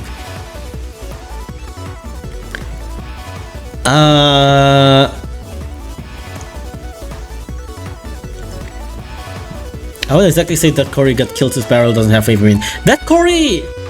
Oh my god, I forgot to... Okay, speaking of Death Cory, right? I was just going through UL. I was just advancing through UL a little bit the other day. And I was doing, like, one of the first, like, Death Cory stage. I think it was the one with, like, Borophim. It's a stage with Borophim and Death Cory, right? So I brought this lineup, cause you know, I brought Little Mohawk and Catasaurus for Minisaurus, you know, and Ramen and Thaumaturge for Borophim. I brought Mushroom for Borophim, and then, you know, I was like, I need some more Wave Immune, so I brought Octo and Gridiron. And only when I finished killing Borophim, I was like, wait a second, Little Mohawk is Wave Immune, Thaumaturge is Wave Immune, Mushroom Cat is Wave Immune! What the fuck? Why is there so much Wave Immune units? I didn't even mean to bring these units for Death Cory. I literally just brought Little Mohawk for the research. I only brought Thaumaturge for Borophim. I only brought Mushroom for Borophim. And I was like, oh my god, these guys all have Wave Immunity. What the fuck? How? What the fuck? Why is there so much Wave Immune unit? What the fuck? Like, Jesus! I've only meant to bring like Octo and Gridiron as like my Wave Immune unit, and I ended up just realizing like, oh my god, half of my lineup is Wave Immune without me realizing it. That's so fucking weird. Gear Soul ability, yeah, I guess. 4 stars in Shamble, it really is. Like, this isn't even 4-star, and like most of my units are 4-star already, aside from Manic Eraser and Octo. But like, damn, that's crazy. It's so funny. This way to get Supercar gets Wave Immune, can you imagine? That would be so funny. But yeah, that's a thing. That's a funny revelation. It's like, I really was just bringing these units for Borophim, but apparently it also works against Death Cory, and I'm like, okay, sure. Hope this doesn't happen to Surge. It's already happening, dude. Have you seen LKD? Have you seen? I've been using LKD like literally everywhere, dude. LKD, I've been using LKD everywhere. It's been destroying a lot of Surge stages, dude. It's getting crazy. It's also already happening with Barrel too. Barrel's also already Surge immune, so... What's the ad on the right? What the fuck? Bro. Why? Why would you have this ad? What the fuck? Get out! Why is there...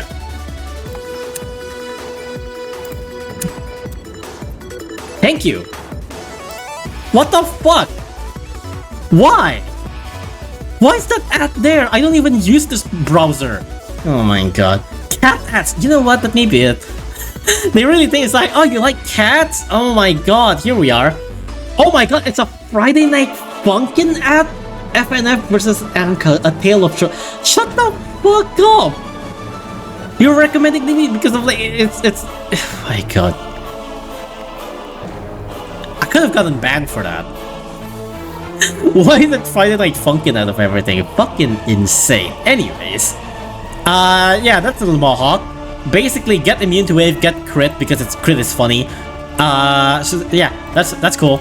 And now Little Lion. Where is it? The Lion? thought I opened Little Lion, but apparently not. What music this is? This is the Hollow Knight's Pantheon music, right? Yeah, this is the Pantheon music for Hollow Knight.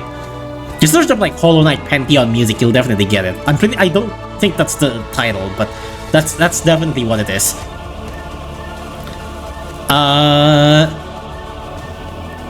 Right. Little Cow is kind of funny. It now have a shield piercing talent because of course you need more shield piercing in the world. It reminds me of Zoe, that is true. It has cost down talent and it has surge immune talents. All of these talents are absolutely usable, but I can't say I recommend it that much. I think it's called Gods and Glory. Yeah. I think that's what it's called.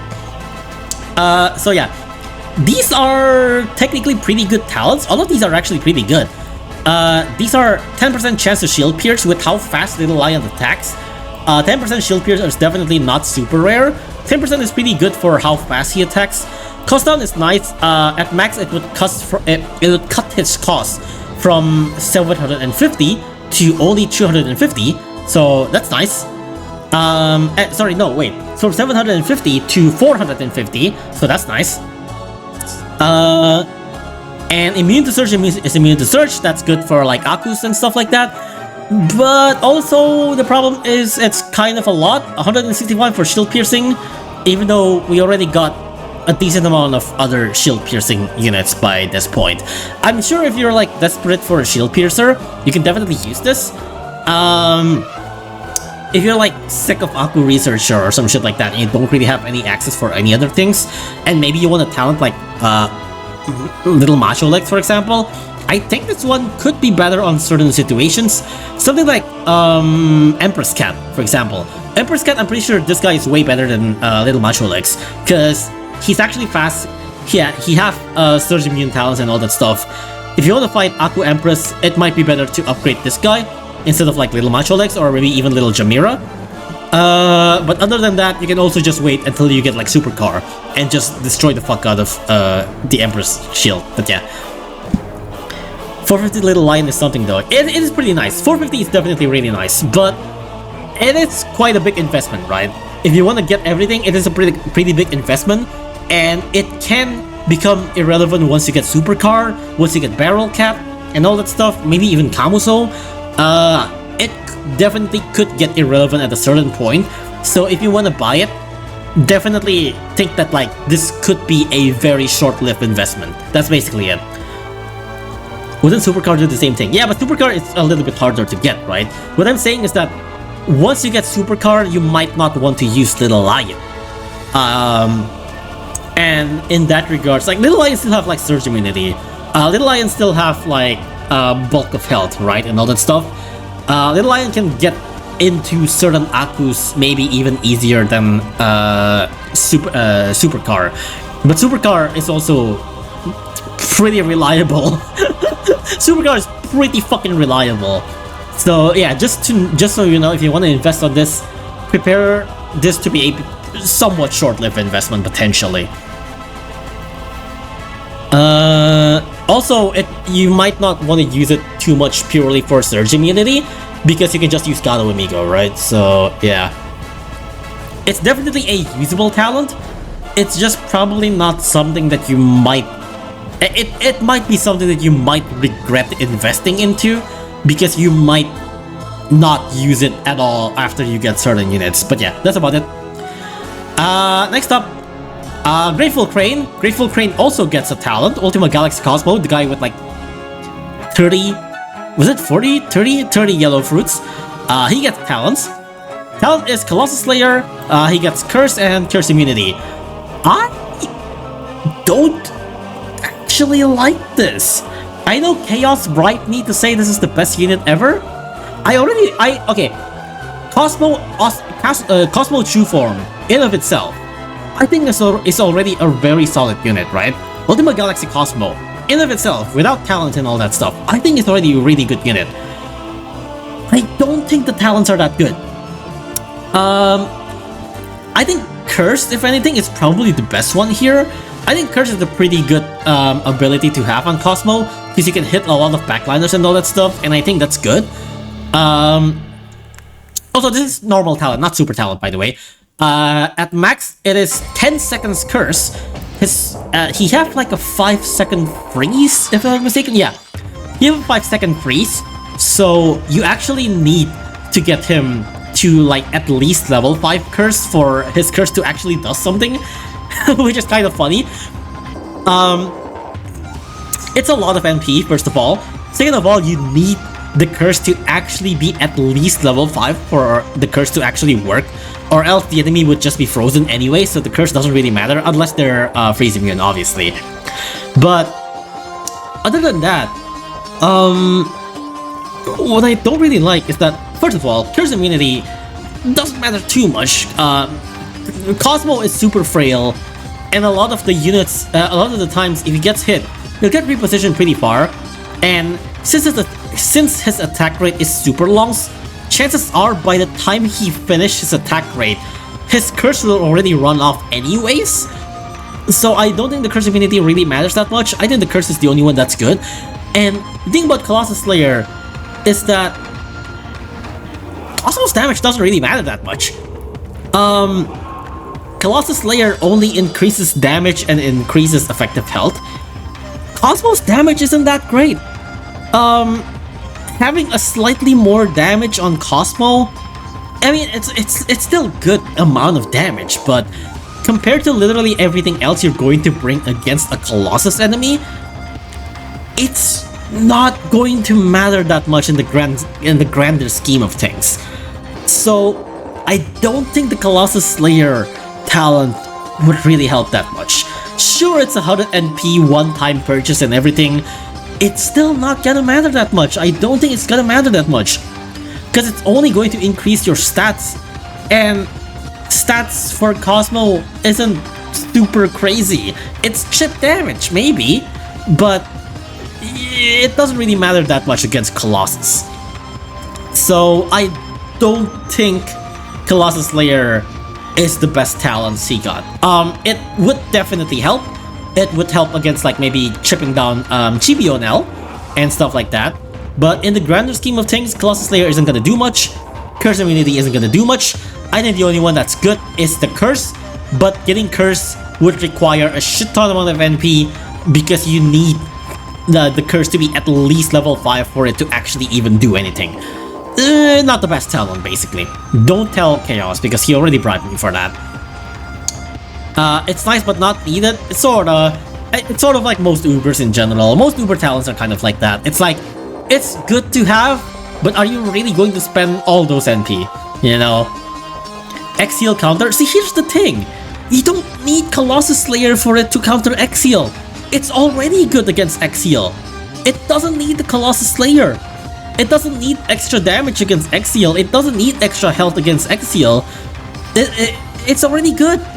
It's already good against X-Heal. Like, and if you want the curse, you're gonna have the curse to be very, very high level, because X-Heal's gonna get frozen anyways. I did. I'm broke now. Oh, well, rest in peace, your NP wallet. But yeah, Grateful Crane, I think, is already a good unit in of itself. It really doesn't need a talent. I don't think the talent really helps that much. But yeah, that's about it. Added Ultra Talents for 2 cats. Ultraland Pasaland gets Survive! Whoa, that's crazy! Wait, is Fiora here? Hold on, I didn't see your chat. Oh my god, my Twitch chat lags like crazy. Hold on. My Twitch chat just like jolts for a moment. Anyways, where was I? What was I talking about again? Oh, Ultraland Pasaland. Sorry. I didn't say anything because I don't know what's going on. Okay, that's fine. Fiora. Hey, Fiora. You wanna see a weird cat? That's a pretty good cat. But yeah, Ultraland Pasaland gets Survive talent. Ooh, we actually get Luga that actually gets Survive talent. Is there any other Luga that have Survive talent? What is that? It's a cat. It's a pretty cute cat, if I say so myself. No other Luga have survived aside from like Toge Luga, right? This is like the only time where a Luga... Did Asi get one? I remember Asi gets dodge. I don't think Asi gets survive, right? Did Asi get survive? I don't remember that. Was it Super Talon? Asi Luga. Assassin Land Pasalan. Look, it's also a really cute cat. Assassin Land Pasalan talents. Oh yeah, he does have survive. Okay, that's interesting. Cute. It is cute. It's pretty cute. Okay, that's interesting. I guess it's very similar to Asi then. Because like Asi also has dodge and survive. Now Neko Luga also gets dodge and survive. Also full surge immunity, which is kind of funny. Technically speaking, not a bad Ultra Talon. I'll just say that. It's not a bad Ultra Talon. Immune to surge is nice. Survive is really nice. Dodge attack, the dodge chance is literally fucking 50%. That's pretty fucking good. His straight targeting is like non-metals. That's pretty good. That's every enemy aside from metals. He can dodge to 50%. He's technically immortal for a lot of stages. These are actually like pretty good Ultra Talents. The problem is, yeah, level 60. You gotta get it to level 60. Are you really going to level 60 Neko Luga? Are you really going to do that? Man, I really wish Ultra Talent is more accessible. Because like, this shit is... Yes? Okay, yeah, sure, go ahead. If you want to do that, that's fine. Speaking of Ultra Talent, Maiku is level 6. Maiku can get to level 60, I'm just saying. Maiku is currently sitting at level 50. And I do have 15 Dark Eyes. I can get level 60 Ku if I want to. Just make it level 50 to unlock, man. Yeah, like level 50 is already crazy enough to upgrade your Neko Luga to. Level 60 is just asking too much. Nobody's going to get these Ultra Talents, bro. It's like, these Ultra Talents are great, don't get me wrong. Nobody in their right mind would get them. I got Eyewalls to 62. Yeah, but Eyewalls is a stat-based unit. Eyewalls is a stat-based unit that is actually good with higher level. Neko Luga isn't. Neko Luga has no business going above level 30. So, like, you don't have any reason to upgrade Neko Luga past level 30. And let alone, like, 60, you know? So, yeah. It's good Ultra Talent, but you're not gonna get it. Same with Zeus. Well, not really same with Zeus, because Zeus actually is a stat-based unit. So, it is actually somewhat possible for you to get Ultra Talent, and also like the Behemoth Slayer can definitely make him decent. Zeus doesn't have exactly the craziest amount of stat. It's good. It's definitely better with Behemoth Slayer. Are you really gonna get it for Behemoth Slayer? Maybe? I don't think it's like Omega unreasonable to level 60 Zeus and get just to get the Behemoth Slayer. I can definitely see that being a somewhat okay, sensible kind of, you know, sensible thing to do. But there are probably other things that you might want to get. Behemoth Slayer does something to fuck with Zeus, use it against. I mean, I think in general, you can just use it for everything in general. Because, like, remember, Behemoth Slayer is 2.5 damage.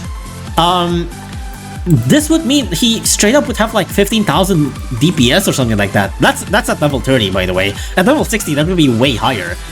With like 480 range and like a very, very high HP. It's still very, very good.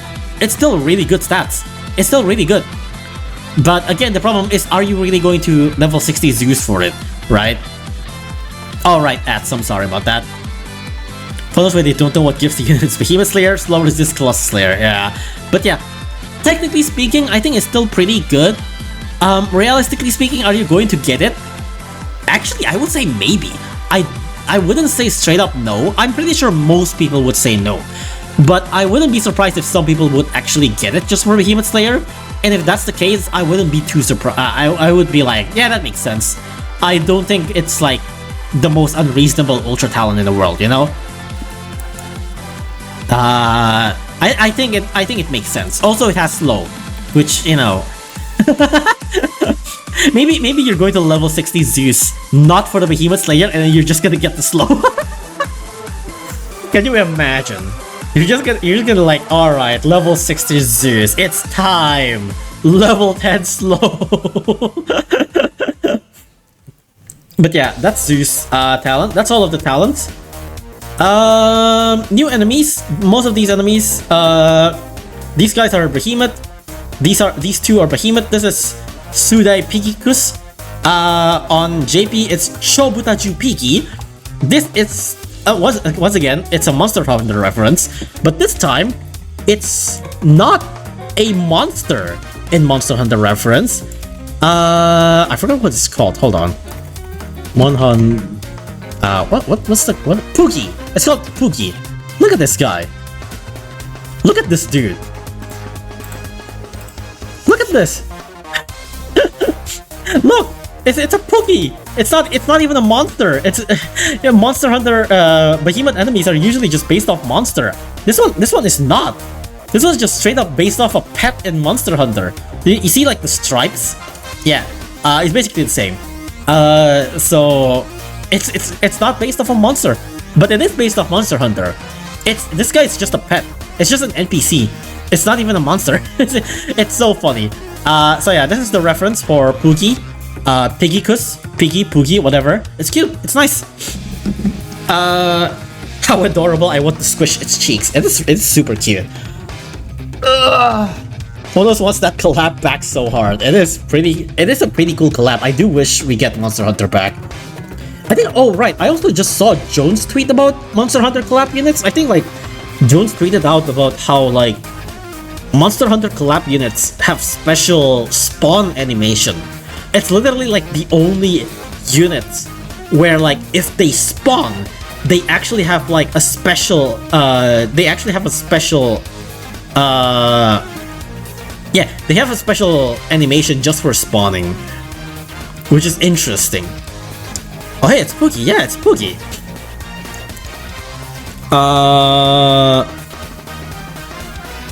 Where was I? Oh right, I haven't actually talked about Pookie. Pet pick of the 56 Queen of the Swine Kingdom. Fled after enduring one too many days of going out on a walk in clothes while enjoying life in a wild pig. Realized the clothes were, in fact, its own fur. That's crazy. This is actually not really a threatening alien. It's sort of like a... It's a pretty surprisingly like tame Behemoth, which is nice. It's a nice change of pace to not get like boss Behemoth every single update. This is kind of a peon semi-tanker Behemoth. He doesn't have that much DPS. His DPS is pretty low. His attack power is literally only 4,000. It's pretty weak. Attack is literally only 200 range. It's pretty short range, but the health is really big. So it mainly is there for like a wall. It is basically a wall. Yeah, it's basically a wall. It's an enemy meat shield. It is basically that. Yeah, it's an enemy meat shield, which is pretty nice. It's a pretty fresh breath of fresh air for a Behemoth stage, a Behemoth enemy. It's nice to have a Behemoth enemy that isn't like big range Omni Strike multi-hit with like godlike wave and surge and all that shit. It's like a very basic unit. It's nice. It also has a 20% chance to freeze, which, okay, whatever. It doesn't really matter. It's immune to knockback and slow, so you can't exactly like try to abuse using like Tennis Cat to like push it to the base and like maybe try to use like enemy limit or some shit like that. It's not immune to freeze though, so you can still use Seafarer for it, which is what I use. If you're just like annoyed for like the freeze or some shit like that and you just want to use more melee units, then you can use Seafarer to freeze him and then just melee the shit out of it. So yeah. Other than that, that's about it really. It's not a star alien, it's a normal alien. As you can see, it doesn't have any star on it. So yeah, it's basically a wall. It's nice. It's nice. It appears in the Behemoth culling stage. It's nice. And then there's a Papao, which it's literally just Laboid. It literally looks just Laboid. It just have an extra scar and have like a little bit of fur. That's about it. Please look at the last piece of trivia on Papao's wiki page. It's funny. Elephant Papao's force swing is visibly distinct from his attack animation as he attacks on frame 8 but his trunk hits on the ground on frame 12. Oh, okay. I think this also happens on Scissorex? Scissorex also have like really decent attack animation. It's also really funny. As far as it potentially represent Gamma from Monster Hunter, no, I think it represents Popo. Yeah, I think this is the reference for Pow Pow. It's literally called Pow Pow. This one, I think, is the reference. It's just Popo. Popos are also not exactly. No, it is the monster, but it's not a big monster. Most other Monster Hunter reference for behemoths are like big monster. This one is kind of like sort of just like a random wildlife. It's called Popo, and in in Battle Cats, it's literally called Pow Pow. So I think it's pretty clear that the name is based off this guy. But it's not a big monster, and I don't think it has a scar. I'm pretty sure Popo doesn't usually have a scar, so I don't really know why it has a scar, or why it's like a big behemoth enemy. It's literally kind of just like a random wildlife in Monster Hunter, so that's kind of surprising. The funny thing is both Popo and Behemoth are in Tundra area, but there's no snow behemoth map. Oh yeah, there haven't been a snow behemoth map, hasn't there? That is interesting. We might get it. We might get it soon. Who knows? Translation thingies, why is it called that? Wait, what do you mean? Papa is a better name than the Behemoth, so I mean, we already have the Behemoth, so yeah. It's like both based off Papa and Gamut, also mammoths exist. Wait, what are you talking about? I mean, I don't think there's any other Behemoth that is like based off two enemies is the thing though. I don't really see the resemblance for Gamut is the thing. I feel like it's just straight up Popo.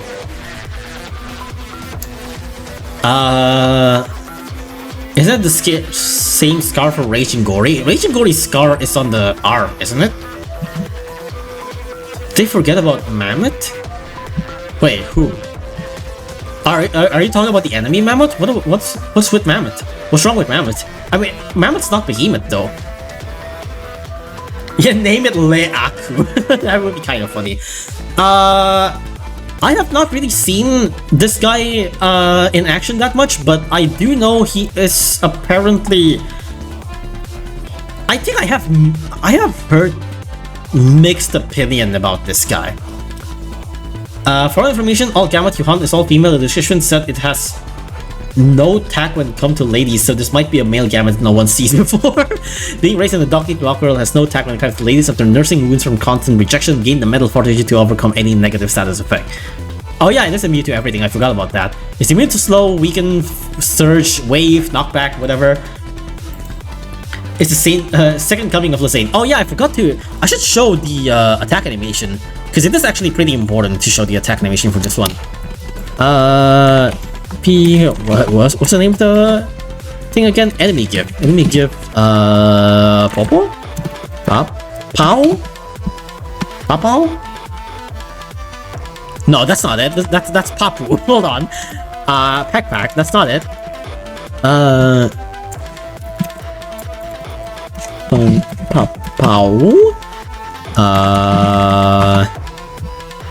No. What's the name? What's the name of this guy? What's the name of this guy in Pack?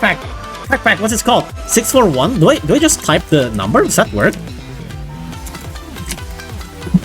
641 Pack. Okay, yeah, that works. Okay, cool. So this is his attack animation. Oh, right. I forgot to show. The attack frequency is 1.11 second. I'm pretty sure his attack frequency is constant, right? I'm pretty sure it's a constant attack. Well, I think almost constant. Is it almost constant, or is it just like completely constant? I'm not entirely sure. Can't sneak in Hitman because of the attack animation desync. I don't think that's a really big of a deal. I don't think you're supposed to use Hitman on this guy.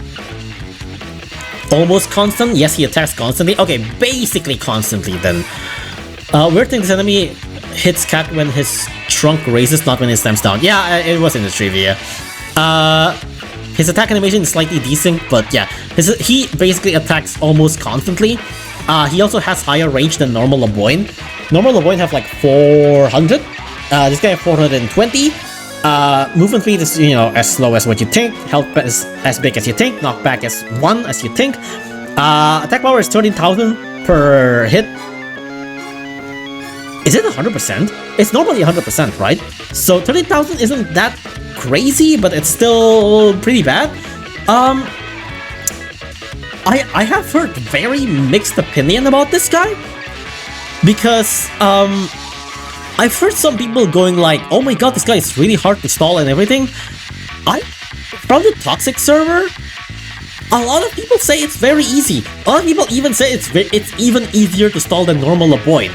Because normal Laboyne, since normal Laboyne doesn't attack constantly, normal Laboyne would sometimes often like inch closer whenever it gets the chance to. But Papao doesn't do that. Papao attacks constantly, so it also have like a way longer backswing. So it ended up being somewhat easier to stall even, and it doesn't actually push that much. A lot of people actually said it's hard, but then when I asked like some of the toxic server guys, I asked like Tim Tams, I asked like Wufa and all that stuff, they say it's like, this is just easier. This is like easier to stall than normal Laboyne. It's like, it's easier to stall than like normal Laboyne or Lenoir. Like people apparently have trouble with it, but toxic server people says otherwise. Toxic server people says this is just easier. The supports do the pushing, he really isn't that bad. Okay, but yeah, you can kind of just do the same with like Lenoir then though, right? You can kind of just do the same with Lenoir. How to courier Elephant 2023? Honeywell completely stops this guy. Yeah, because like, his damage isn't too massive, right? Honeywell can completely stall this guy. He 3-shots max level erasure. 3 shots is like weak. In late game standard, this attack rate, 3-shotting is like weak. 3-shotting is pretty weak. It's pretty weak. Unlike other Laboyne variants, Lenoir, he doesn't hit hard, so attackers don't disintegrate. Yeah, that's what I thought. I also, again, I haven't actually fought him. I've only heard people fighting him, but people say it's actually not that bad. People actually say it's not that bad.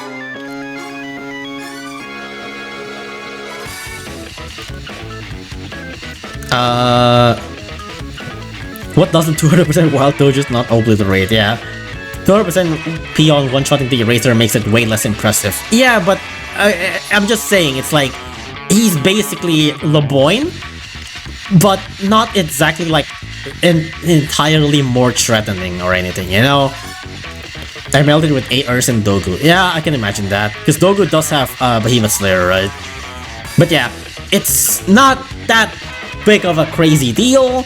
It's a Laboyne. It's basically Le Saint but traitless. That's basically it. Infernal Tyrant Gundam, we already talked about this. Okay, Mimon. I think this is basically the last thing that we want to talk about, aside from Citadel, I guess.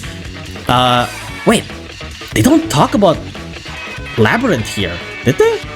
Zero Legend, Cradle, Winter, no, Citadel, Shaman, Zero, Capra, Zero, Human Catify. So, yeah, they don't talk about Labyrinth here. Okay, they didn't mention Labyrinth here, but Labyrinth gets 100th stage. Previously, when Labyrinth only had 99 stages, now it actually gets an extra 1 stage. So that's cool. Let me get the drink again.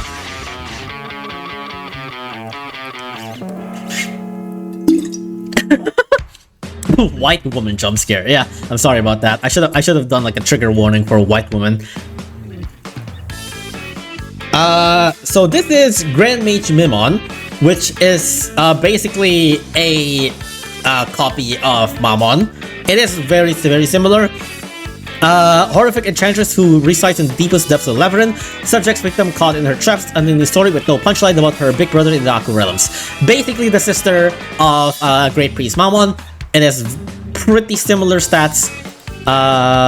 Wait, does it not like talk about Mammon here? No. Mammon. High Priest Mammon. Wait, this is the first form? No, this is the second form. Okay. Yeah, it is kind of similar. 400 attack range, 400 attack range. Omni Strike to 500, Omni Strike to 500. This one have Toxic and Shield. This one have Chance to Slow. This one is 32,000 damage. This one is 45,000 damage with way higher health. basically a similar enemy like Mamon. If you know Mamon, you know Minmon. They're literally brothers and sisters, you know. Labyrinth is supposed to be completed. It's fine if you don't beat it. I still stick by that word. I don't think Labyrinth is meant to be completed. This is for overachievers. This is for overachievers. I still stick by that word. I still think Labyrinth is literally not meant to be completed. For the most part, literally, only like 1% of people are gonna go through Labyrinth. That if only 1% of your players are going to beat something, you probably are not really meant to beat it. 99% of players with a single question mark in their encyclopedia. Yeah, exactly. My enemy guide will never be complete ever again. It's fine. You're still gonna have to go through ZL anyways. If you go to ZL, chances are you might actually be able to like meet Mimon, right? Well, maybe not really, but you know, it's something. My completionist ass is sobbing. Your problem. I don't know. It was like, apparently, because like, something that I kind of just realized is that people actually care about Neo medals. It's something that I've only just like slowly realized. Like, wait, people actually care about this shit? What the fuck? Like, damn, I never thought about that. I completely forgot this shit exists. I only saw them as like pretty funny thing that you might sometimes see on like update day and like, hey ha, that's funny and that's shiny. I didn't think people actually care about this. What the fuck? Why do you think people do Barons? They're fucking masochists. The medal is seriously called I Am Uncanny Legend, yeah? There are people who care for 100% Robbie Reeby achievement. Okay, but here's the thing, right? Robbie Reeby achievements are actually fun. I ain't touching Horror Ponimus, bro. I ain't fucking touching that. That shit's not fun. That shit's just not fun. There's a difference, right? There's a difference. There's a difference when the achievements are actually kind of fun to do. Maybe certain Robbie Reeby achievements aren't that fun, right? But like, why would you play Horror Ponimus? Why would you play Horror Ponimus? Unless you have Jetpack. If you have Jetpack, I can give you the packs. That's fine. If you don't have Jetpack and you play Horror Ponimus, what the fuck is wrong with you? People care about Cookie Clicker achievements. Yeah, but Cookie Clicker is kind of funny, right? For the shiny medals. Oh my god. You guys are fucking weird. But yeah, anyways. Labyrinth gets 100 stage, right? So that's a new thing. This is does it mention it here? Where's the Oh, does it not have one here yet? Is it not here yet? Oh, it's not here yet, apparently. Okay, I guess Wiki hasn't updated this, but we got a new Labyrinth stage. Maybe Discord have it?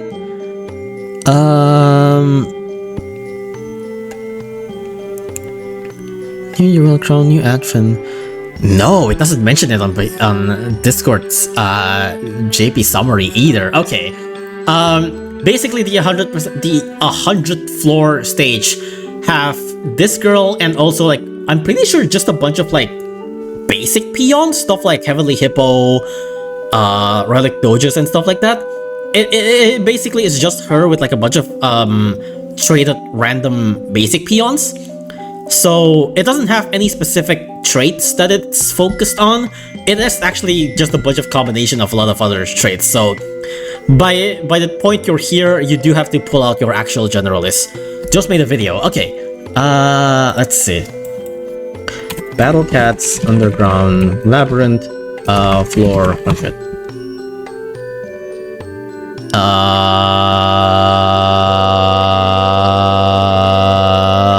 I'm just gonna search Sloman Tomcat then. Let's see. Oh, here it is. Okay, yeah. It is basically just like a bunch of couple of basic peons. It's SBK, Seal, there's Hippo, there's also Honey one. which is kind of scary. There's also Sorel, which is also probably one of the scarier ones. But yeah, by the time you're here, you do kind of want like your generalist to shine out. The peons does get a little bit scary for a little bit, but I think they stop after a while. Do they stop after a while? I'm not actually sure. Okay, I don't see any more SBK. Yeah, they do stop after a while. But it can get a little bit scary if you don't have enough peons. If you don't have enough anti-peons for this, so yeah, by the time you're here, you do want to bring out your good stuff. But yeah, that's basically it. It can be kind of scary. I guess it depends on what you have and all this stuff. But yeah, that's about it. 150% Sorel too. Yeah, it is pretty scary. I think the main thing that is probably gonna push a lot is the SBK. If you don't have pizza, I'd imagine the SBK can be like a big problem, because SBK without pizza is actually a pretty scary enemy. And also Sorel. But yeah, so you might want to save your pizza. That's basically it. Save your super felines. Yeah, that too. I think that's about it for 12.3. Is there anything else to talk about? Stages, Zero Legends, Reign of Tyron, Badekif. Alright, Aku Citadel. That's probably the last one. Aku Citadel. I'm just gonna also just briefly touch into this. Aku Citadel does what you expect. It have a bunch of Akus. We already got Medusa on 7. We already got Bear on 6. So, you know, it already gets pretty scary relatively early on. We got Bear on 6. We got Aku Gori and also Merlion on 7. Sorry, Medusa on 7. We got Aki and also Bear on 8. We got Behemoth and also Death Cory and also Midnight D on 9. Top floor, we got a bunch of shit. This Citadel looks significantly scarier than other Citadel, as you can tell. Most other Citadels barely gives you like any problems until like maybe 9 or 10. Like 9 or 10 are like the only scary floors in most Citadels, and even then most of the times 9 is still pretty easy. This one already ramps up in difficulty from like 7. So that's pretty scary, but for that, your rewards are also significantly better. You already get Legend Cat's Eye from 6, Legend Cat's Eye in 7, Legend Cat's Eye in 8, Dark Cat's Eye in 9, and Dark Cat's Eye in 10. That's pretty good. Everything else gives you a cat ticket. For like others, for example, this one gives you like a Rich Cat, 100,000 XP, Sniper, 2,500 XP. They give you cat tickets here, they give you barely some XP here, cat jobs, XP, and then they give you Radar and a single rare ticket. So yeah, the Aku one specifically actually gives you a decent amount of shit. Zombie Citadel 10 went crazy. That is probably like the only Omega scary Citadel though. Look at the stage schematic, it's horrifying. Top floor? 12 Aku Dojas spawn after 3 seconds. 4 Devil Wives after 6 seconds, 6 Condemned Pang after 20 seconds, Wicked Face after 20 seconds, 6 Aku Gori after 40 second delay, 33, 1 Fallen Bear spawn after 60 Infinite Mist Devil, 1 Aki, 1 Midnight D, Infinite Aku Dojas. Jesus Christ. At least there's only 1 Midnight D and 1 Fallen Bear, but supported by Aku Goris and Wicked Face, that is kind of scary. This is definitely like the belly dancer stage. This is definitely like the belly dancer stage that you wanna check out for. But yeah, I think that's about it for 12.3. What do I even call this update? What do I call this update? What's like the true highlight of this update? The little crit update, the soap jump scare update, the stand-up update, the dark furry update, the slow update. That's true. That is the main thing. The humiliation update. Oh my god, I can call it like the little dark update. I can call it like the little dark update. It's just like the update where little dark actually becomes godlike. Alright, it is the little dark update. Alright, it's set in stone now. It's the little dark update. The take a shower update. That is also pretty good. That's all, right? I think that's about all. Yeah, I think that's about all. Right. Okay, I am a little bit tired, but I still want to continue. So I want to roll a little bit on Battle Cats and all that stuff, but I do want to stretch out and all. I would want to stretch and I want to go like take a piss and all that stuff. So I am going to take a quick break. I'll be right back in maybe like 5 minutes or so, and then we'll probably try to set up to go for the probably rolling battle cats, and also gonna catch up with like my progress in return mode. So yeah, I'll be right back. Where is my 5 minutes piss break text?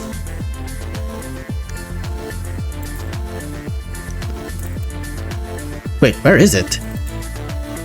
Is it this one? Oh yeah, it is. There we go. All right, 5 minutes break. Give me a bit. I'll see you in a bit. Toodle-doo.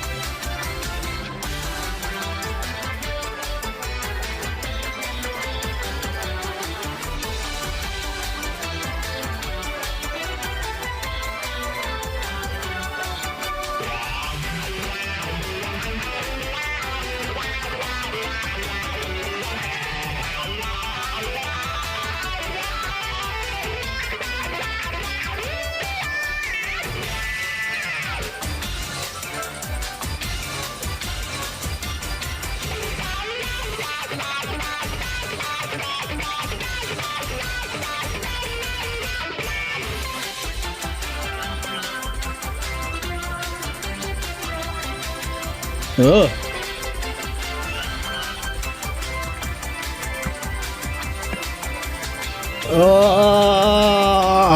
Oh, I'm back.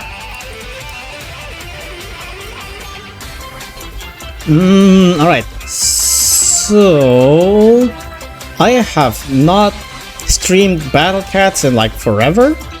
So let's see if I actually remember how to actually stream.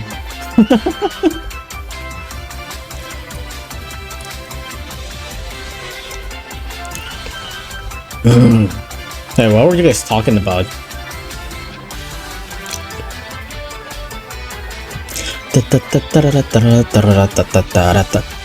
I saw someone mentioning getting carried by Mercia. I'll just say Mercia's actually pretty good. I have used Mercia several times. She's actually like not that bad. Her wave is actually pretty good. I'm still thinking to make a book reading stream. I don't know. I think it would be nice, but I don't really know if I... It's like, I barely even have the motivation to stream literally anything in general. I still haven't even finished my, like, tarot reading? Not tarot reading, sorry, tarot drawing stream thing. And it's like, in general, I just have, like... I don't know, I've been having less and less energy to stream lately, I feel like.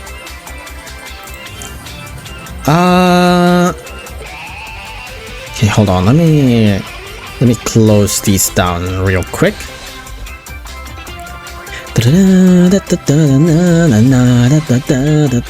Where's Firefox? Oh, there it is.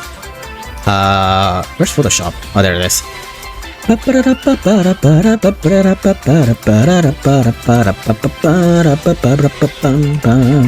Okay, let's see if this still works.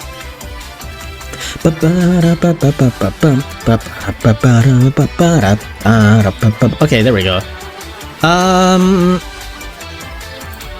That in. Alright, we also need Clippy. It's been a while since I put Clippy in.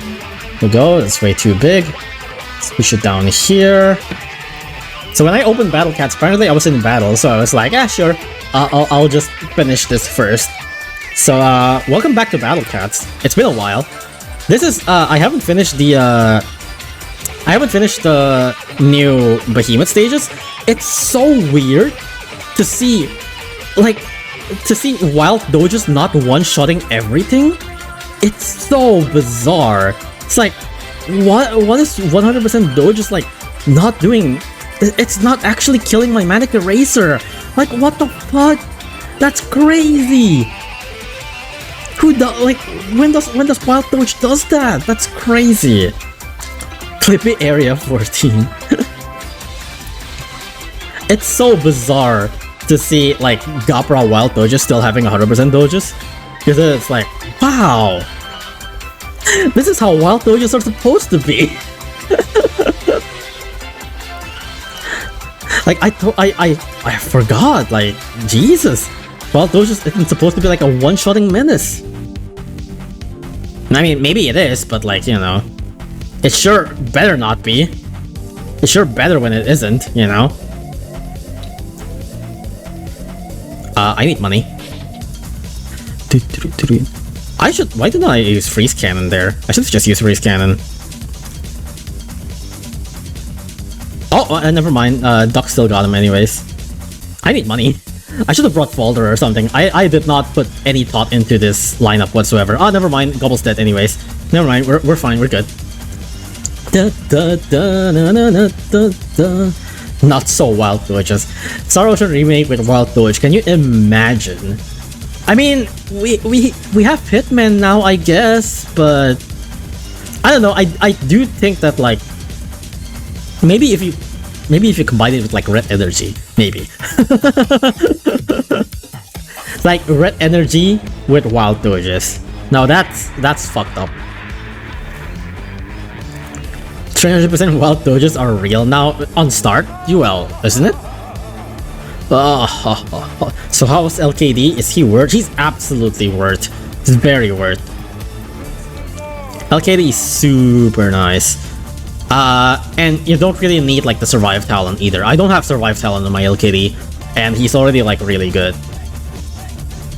Talented LKD is poppin'. He really does.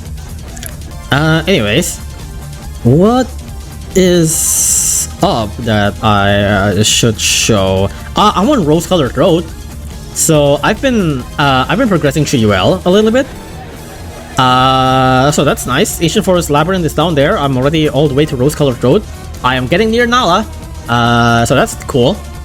What's your LKD level and talents? Talents, I believe it doesn't have stat talent, I think. Yeah, it has max mini wave. It has damage up on angels. It has full surge immunity. There's no stat buff. Level is that. Level is 40 plus 42. We did recently just get Cats in the Snow? No, Golden Week? Yeah, Golden Week. We just had Golden Week. So I did just like grind the fuck out of that. And my little cats do get up by quite a decent amount. Only 2 chapters just to get Nala, yeah. The sword damage buff affect mini wave. Yes, it does. Wait, no, does it? Now I'm actually not entirely sure. I'm pretty sure it does. I didn't grind Midas Touch enough. Cats in the Snow I think is easier to grind, but yeah. Anyways, I am on rose-colored road and like, holy shit! I've only done like 3 stages, right? I've only done 3 stages. The subchapter sucks balls. What the fuck? The subchapter sucks. What the fuck? The subchapter sucks ass. Oh my god. What the fuck is this stage? This stage sucks. What the fuck is this stage? I've never heard of this stage being talked about before. This stage sucks ass. Why is there infinite hippo? Why is the stage so fucking random? This stage took me like a couple of attempts and I was like, oh, I beat all the Zangru. Okay. Can I push? Please? I didn't bring slime, so I was like, can I push? Can the hippo like stop spawning? And it's like, no, it just keeps spawning, and I'm like, what the fuck? Why does it keep on spawning? And I had to like restart to actually like bring Jelly, to bring a Slime Cat, and I was like, the run's getting just like randomly worse and worse until I get like a randomly good run before I was like, finally, good lord. Super hypo in this gun. Yeah, it's just like a billion normal hypo. You didn't hear about it. It's called Speechless Song for a reason. You're right. This one is whatever. Ashes Just Ahead is It didn't turn out to be as bad as I thought, but it's still really boring though. I did use Gato, and you know the funny thing about this stage, I true form Yandem just for this. I literally true form Yandem just for this. And also of course LKD is there. I true form Yandem just for this, just so that I can actually have like an extra attacker. So that's neat. Run Gato got cheese so you can leave the stage as fast as possible. I tried to not look up stage guides for some UL stages. I tried to not to look up stage guides, because it does kind of feel like it kind of ruins the fun.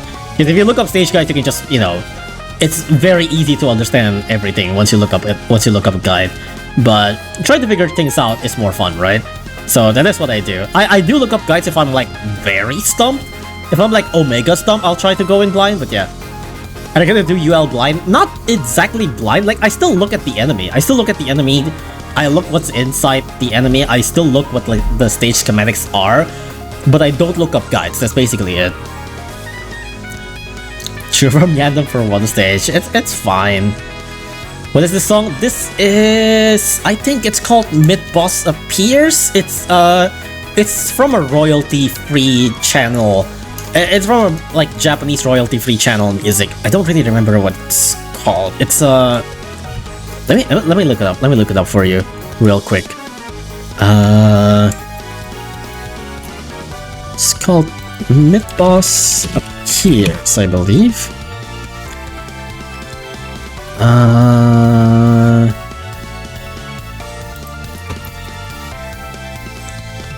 Damn, where is it?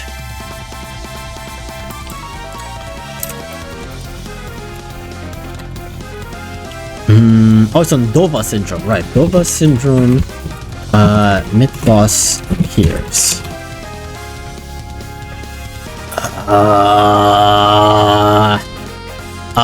It's on Japanese. I don't fucking know which one it is. I only know it's on Japanese. It's called Mid-boss appears.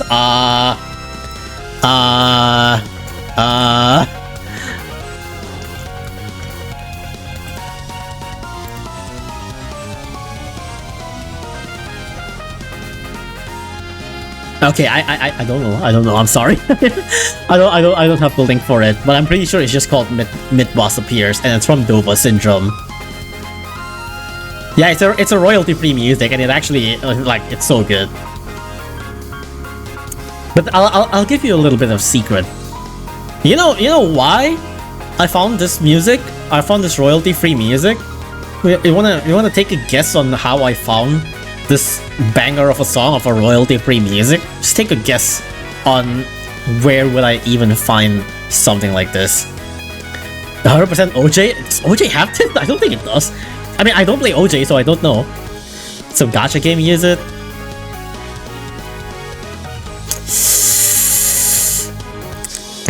It's a hentai game. But it's you know, the song is banger, so you know. Anyways, let's roll, right?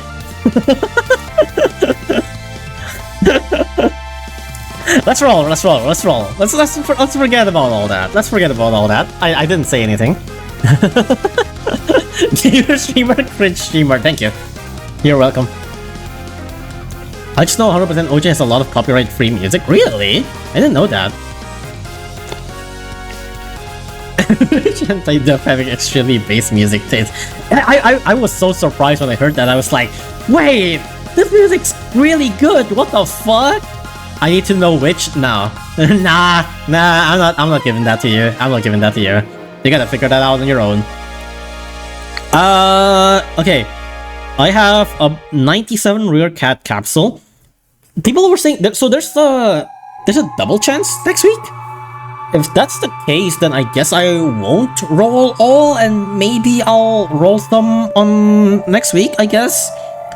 I don't know what set do I even want to roll on though. Like, what do I even want to roll on? Also, I have plat tickets. Should I just roll all plat? I probably will. Do I want to save this for anything else? I don't really see any like events where I would want to save up the plat ticket. Roll one for fun. Do I roll all? I guess I can roll one. Roll one is definitely easy. I'll roll one. You can't even use Phono. Is Phono even here? I don't think it is. Oh, Copper Mine. That's nice. I'll definitely use this. Tree Dashly. Oh man, if only. I guess I could save too, just in case if I have a reason to just hype shit up. But yeah, there we go. Dashly jump scare. No. Please, no more. Okay, I'll roll until... I'll definitely roll a lot. Maybe I'll roll until like 50 or something like that. Yeah, maybe I'll roll until like... I'll roll like 50 rolls or some shit like that, maybe? So until like 47. I figured out since I recognize the song from 100% OJ because it was from a Vocaloid's producer song. So just look at the wiki and mostly all of the songs are not original songs. Ah, I see. Wait, it was from a Vocaloid's producer song? But it's not a Vocaloid song, I'd imagine. Are Vocaloid song like copyrighted? It probably is. It probably is, isn't it? Oh, Kachi again. Ah, well, it's a dupe, so NP. I'm very sorry, Kachi. I already have you. You're a cute unit. You're a nice unit to like be funny on. A lot of inscription music never gets old, I swear. And it's pretty good, but like honestly, when I looked up like inscription music to use for stream, I find a surprising amount of like musics that I'm not that I'm into, but more like this doesn't really fit stream. So I really ended up only using like a very few amount of them. I thought I'm going to use a lot. Oh, Kintaro, well, you're dupe, so you're NP. I thought I'm gonna use a lot of Inscription music, but then when I scroll through the playlist and listen to all of them, and I'm like, maybe not to stream. I think it's nice for like certain atmosphere, like the atmosphere for the Inscription itself. It's definitely good, but for streaming, I'm like, maybe not. Guess you ain't gonna roll Ultra Souls coming out. Probably not. I already got Kaguya, I already got Kachikachi. That's pretty much all I want from Ultra Souls, right? I think if any, I might roll Galaxy Gals? Because I do want Windy. I do want Windy. I don't have Twin Stars. I have Christmas Twin Stars, right? But I don't have normal Twin Stars. I do have Mercia, but... And I did just got Copper Mine. Oh wait, but now that I think about it, I did talk about not wanting to roll Girls Mons, but now that I think about it, I want Vega. Oh, Kai! Okay, speaking of Girls Mons... Speaking of Girls Mons, well, I'm not gonna... this is definitely a ban, but... That's definitely a ban, but I'll take it. That's user rank. I'm stuck in Kanaria loop? Are you listening to Kanaria music? Oh, if you're in Kanaria loop, did you hear about the... Did you guys hear? I assume Chilhola and Tao are probably the only ones gonna understand this. You hear about the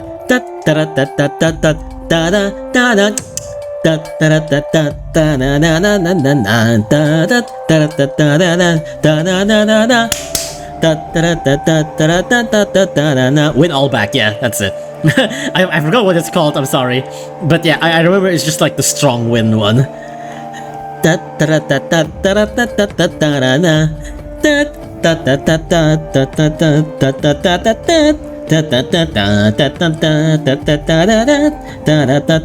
you check out my BT video of that song? Did you make one? I haven't seen that. Did Yomo got you hooked to it too? No, I just saw it. I just saw it randomly. Yomo didn't get to it. Yes, I did show it to me.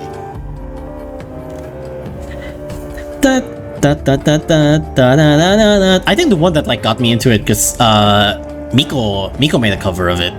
I have heard of it before, but like I haven't really super gotten into it. But then Miko sang it, and I was like, damn, Miko made like perfect sense to sing it.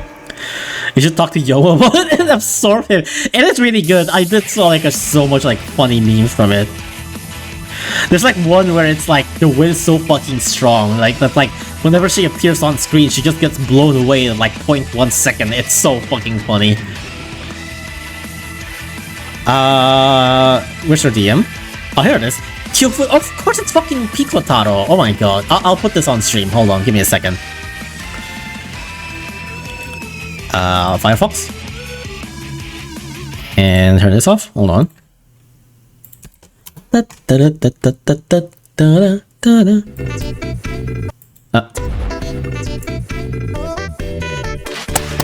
Oh, that's smart.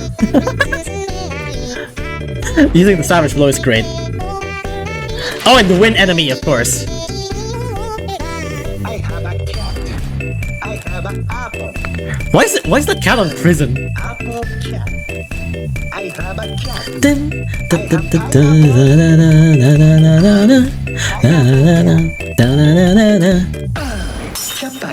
Apple cat. Thank you again, Tao. Here's the link. I need to log into on my Google Chrome to actually like this video because this is on my non-locked out. This is my unlocked out Firefox. Okay, there we go.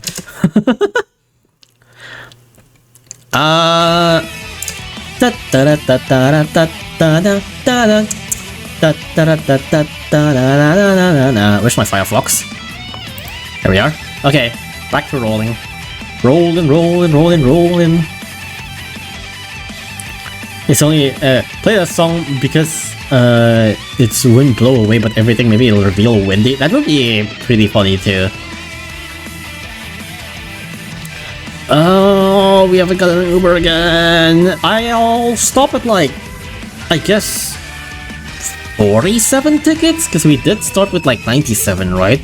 I don't want to roll 50. I still have a couple of like silver tickets that I can turn into rare tickets. So I'll start at like 47, and then maybe I'll try to distribute some for like the upcoming banner? Question mark? Damn, there's no more fucking Ubers. The PPAP collab was a blessing for us all. PPAP was a wild time. It's so funny. I've only included Pico Taros as the BPM, fairly similar. Oh my god.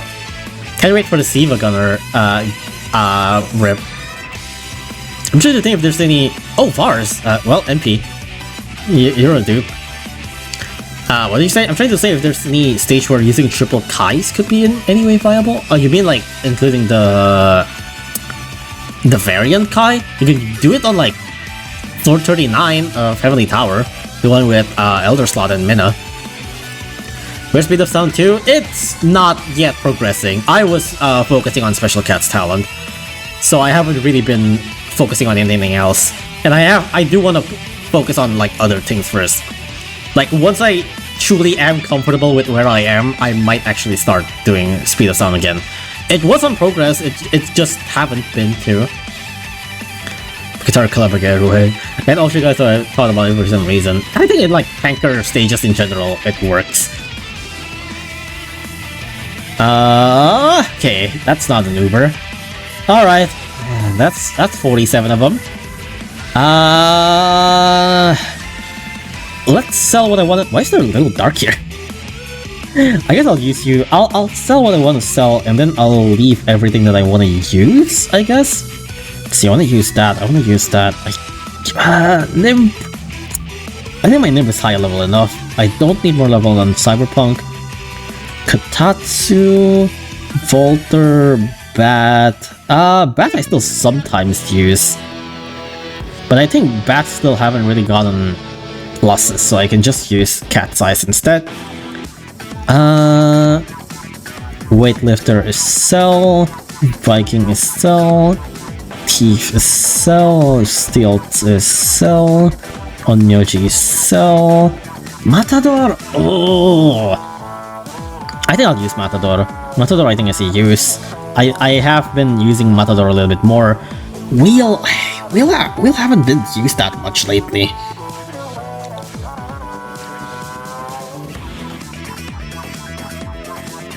I think it's fine to boost it. Swordsman is sell. Shaman is sell. Archer, I think I can just boost with Cat's Eye, it's fine. Sanzo sell, that's Ramen. Pirate Cat is sell. What else is there? Am I missing anything? Ah, I see. There you are. Fortune Teller is sell. Jurassic Pogo is sell. Catasaurus, Paris, Shagong. Matador, Paris. Oh, Gardener is sell. I think everything else is fine. Yeah, sure. Go. There we go. The storage looks pretty clean compared to mine. I do try to clean my storage pretty often whenever I can. You sell your Viking? I have never used Viking Cat. I literally have never used Viking Cat. I fucking sold Swordsman. Because I haven't used Swordsman in forever too. You just use Courier nowadays, so... How did you get so many Super Felines? No, Super Feline doesn't get higher odds. I'm pretty sure you get like... I think Chilhola and Johanna kind of already tested this, and like... In general, you get like one Super Feline every like 20 tickets or so. I don't really get that much Super Feline. I only have 16 Super Feline here. And my Super Feline is... Yeah, my Super Feline is plus 30. So in total, it's only like plus 46. It's still quite a long way to go to get the true form, so yeah. A 60 user rank reward? There we go. Okay, that's about it. I guess the only true Uber we got is Coppermine, since we did get Kai as well. So it's only Coppermine and Kai, right? Yeah, it's only Kai and Coppermine. So I guess we're only gonna use Coppermine then. That's fine. It's a gobble counter, I guess. Does she need 10,001 for plus 40? Yeah, I think so, yeah. Somewhere around there. You do... Wait, no, for plus 30, I don't...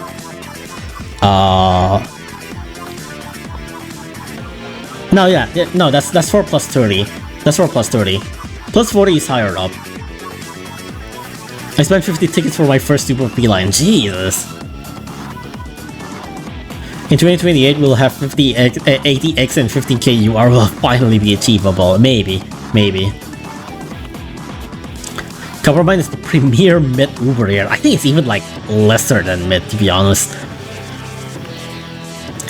Plus 30, I just got to 10k user rank. Yeah. The Super Feline dream is still pretty far away, unfortunately. Viking is fun to use because not that OP. I don't like Viking because it's pricey to spawn and it does like no damage. Viking have like no fucking damage at all. It's so funny. Cause like you could just use Manic Island. Or just use fucking Dark Laser. That's even better.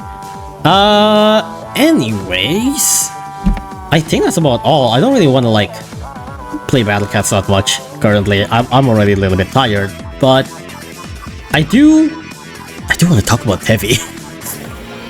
But it's already 3 hours. I am a little bit tired, but I want to talk about Tevi. But I am a little bit tired. But I really want to talk about Tevi. Do I talk about Tevi? I don't know how long will I ramble about Tevi is the thing.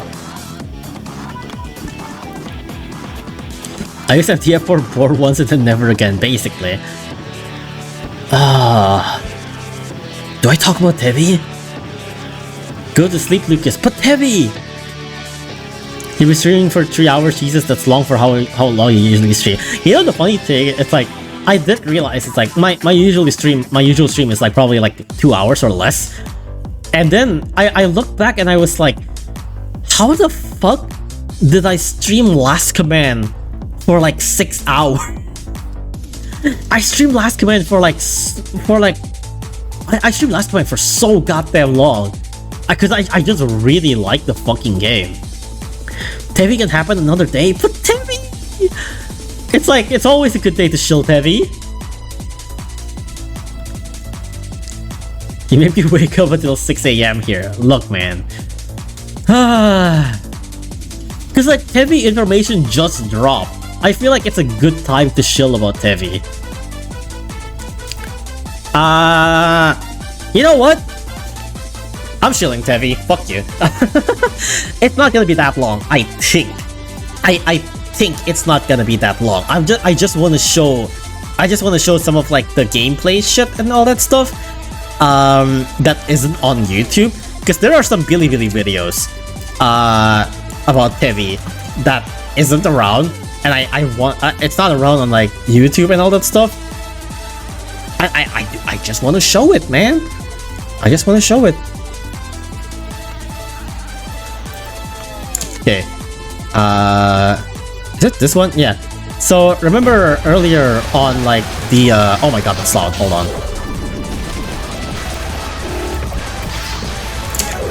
Remember earlier I talked about like the whole convention thing? I talked about like the whole convention thing and there's like a demo. This is the demo. Some people get to play Tevi for like, you see up there, there's like a demo time limit. So yeah, you're supposed to like fight this boss in under 10 minutes basically. So you get to play the game a little bit. This is probably like the first boss, by the way. If you know Rob Your Baby, I'm pretty sure she's basically Cocoa. She throws bombs and all that stuff. She doesn't really do that much. She kind of just walks around, throw bombs. Oh no, Billy, please. She kind of just walks around, throw bombs. And yeah, the player basically kind of just like tries things out. In Tevi, you see like there's like these two little balls. There's like the red ball and the blue ball that is around Tevi. I'm pretty sure that's like the two characters you saw in the trailer. There's like a gigantic Luba lady and like one more person who I don't know who looks like a devil. They are basically what's in that like thing. They're kind of like the ribbon for this game. See, that's one of them. That's the blue one. She basically uses skill for that. Tevi attacks mainly with sword, dagger, with her dagger, but she also has like a gigantic ass like wrench which I really fucking love. You see that? Hold on. Look at that. She uses a fucking big ass wrench. I like that a lot. She just bonks the shit out of her. That's so good. It's not gonna be that long. 5 hours is the good. It's fine. This is just Cocoa. Looks like it in similar fighting style. But yeah, this is basically probably kind of just Cocoa. I mean, the main character is literally just Eri now, right? Look at that. That's so cool. And there's like this like break mechanic, I think, where it's like, yeah, it says break. It's like on the bottom, she have like under the HP bar, there's like a break bar thing, which I guess is like once it breaks, you get some free hits on the opponents, I guess, is what I'm guessing. So that's interesting, that's cool. There's a lot more stuff happening in terms of combat, I think. In terms of like the enemy itself, I'd imagine since this is only the first boss, you're not supposed to fight her with like this many upgrades probably. I'd imagine this is only there just because it's demo and you don't want the demo to be too hard. But yeah, eventually you beat it and all that stuff. It's like, thanks for playing. That's the demo and all that stuff. That's nice for the convention goers. And I believe I saw this on the Tevi Discord. There was someone at the Tevi Discord who actually beats it, and they get bunny ears, I think. I think they get like bunny ears merch, which is so fucking nice. Where is it though? I couldn't find it exactly.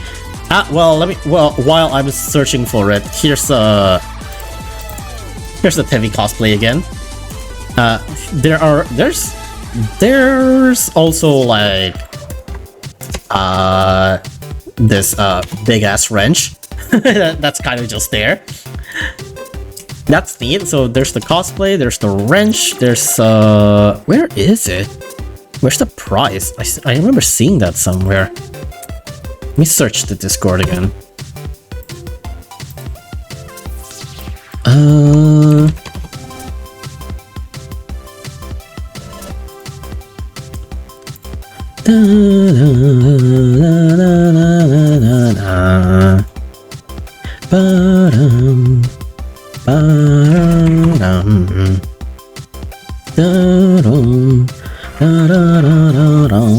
Oh, I can't find it, but I'm pretty sure, like, if you win, you get like an ear. You get like a bunny ear. I thought that's cute. That's so nice.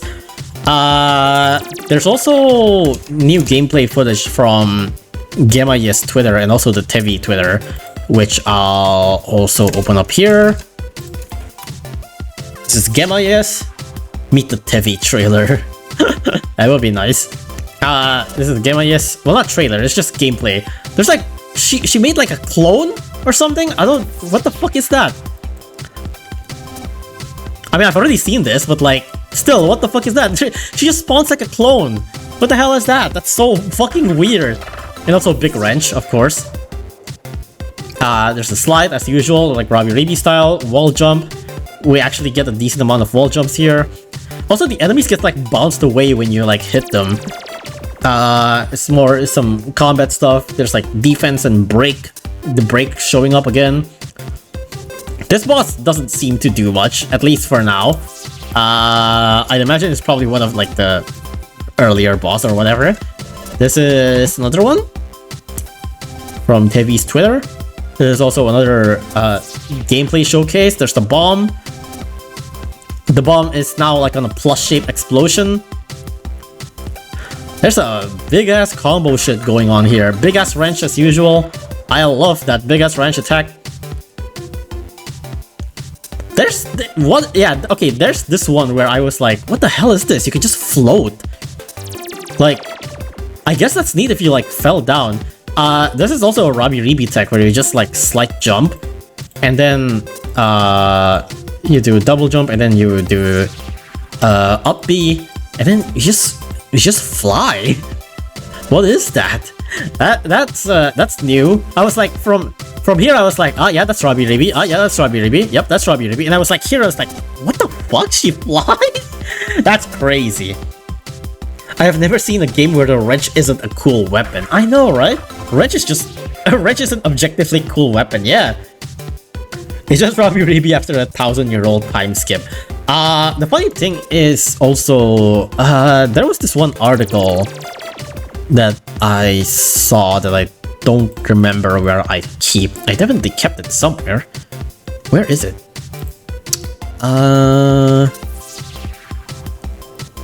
Wait, where is it? I know I kept it somewhere. Is it here? No, is it here? No, wait, what? Where did I put it? Oh, did I bookmark it? Hold on. Where the fuck did I put that? Oh yeah, okay, I found it. It's on bookmark. Is it this one? Yeah, okay. This is a Taiwanese article. Once again, not in English. Damn, I should have like a translation app or something like that. But I don't have a translation. I don't have a Google Translate here in my Firefox. God damn it!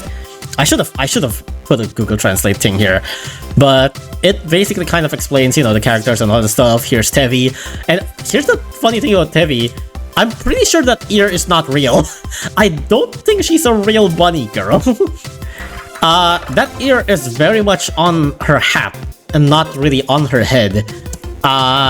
There's even like a picture where she puts her hat down. I'm not sure if it's this one. Is it this one? There was one where it's like it have a picture of just like her hat being put down somewhere on a table. No, I think it's on another trailer, wasn't it? I think it was this one. Yeah, okay, there. You can see the hat there. It has the hat with like an attached bunny ear. It's like, that's probably not a real bunny ear. Tevi might not actually be a real bunny girl, which is unfortunate. Also, this cactus has a bunny ear. This cactus over here has a bunny ear, which I also thought is really fucking funny. And yeah, that's the first thing. That's the first footage we got of Tevi. Also, there's the original soundtrack preview, which I'm going to just put this down over here, and there we go. That's neat. But yeah, that's about it. This article too. I'll also post this article here. This article explains a little bit more about like the characters and Tevi and all that stuff. Like, this is Tevi. This is like some angel person. I don't know. This is one of the orbs that you see in combat. This is also the other orb. This is the red orb that you see in combat. I think this is like Tevi's dad. I think it's like, I don't think it's blood related dad. It might be stepdad. I don't really know. It's like a wolf stepdad that likes buddies, I guess. I don't know. It mentioned something about buddies, but yeah, this is Zema. This is something like a father figure of Tevi. Also has a bunny slipper, has a bunny plushie. Not enough bunnies. Apparently has something for bunnies, but yeah. I think the plot is something like Tevi is helping him to collect like these gears where he needed it for something. I don't know. I don't fucking know. I don't really get it either. It's not like I understand Robbie Reeby's plots either. But yeah, it's like we got the map system here in place. There's like it's definitely nice to have a little bit of a step up from Robbie Reeby's map, because like Robbie Reeby's map was like omega bare bones. This having like a little bit more legends in the map and having like much more icons, much more descriptive icons and all that stuff, that's really nice. Because like Robbie Reeby's maps was one of my main complaints about Robbie Reeby too. Robbie Reeby's maps wasn't that great. That's more gameplay footage. Here's the guy, Professor Zema. Do me a favor and look out for her, would you? I guess he's just asking these two to accompany Tevi. Question mark, probably. That's someone that I've never seen before. Let's That's more Chasm. This reminds me of the library from Labyrinth, which I do not like. There's a lot of shit here that can be processed. That is, it's a lot. This is, I guess, kind of like a. It's, I guess, like the batch.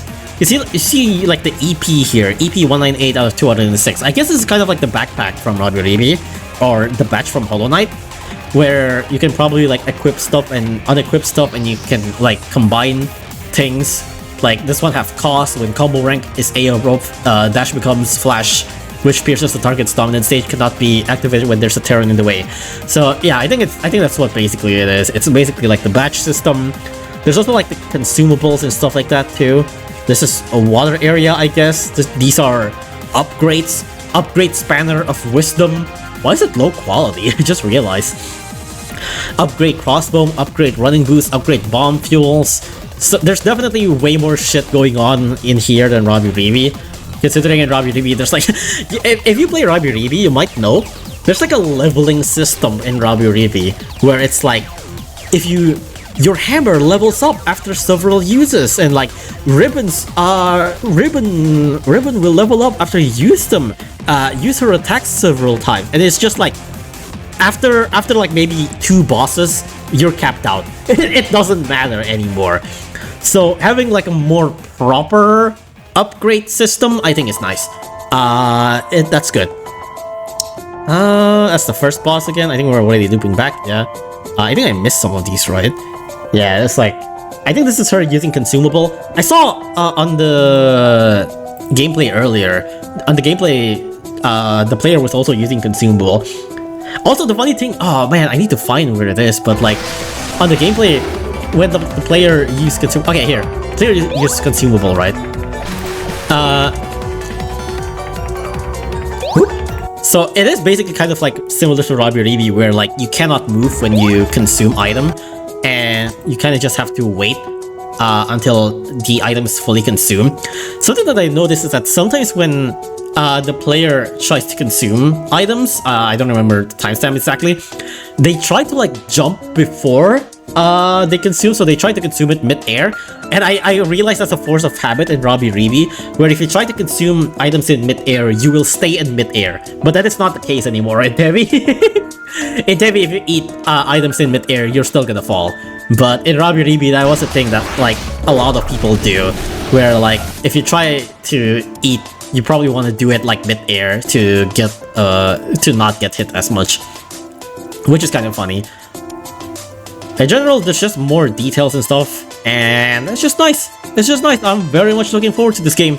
Absolutely looking forward to this game. If you have not, go follow like Tevi on Twitter or some shit like that. Like go follow the things and all that stuff. Let me post it. Let me post it again.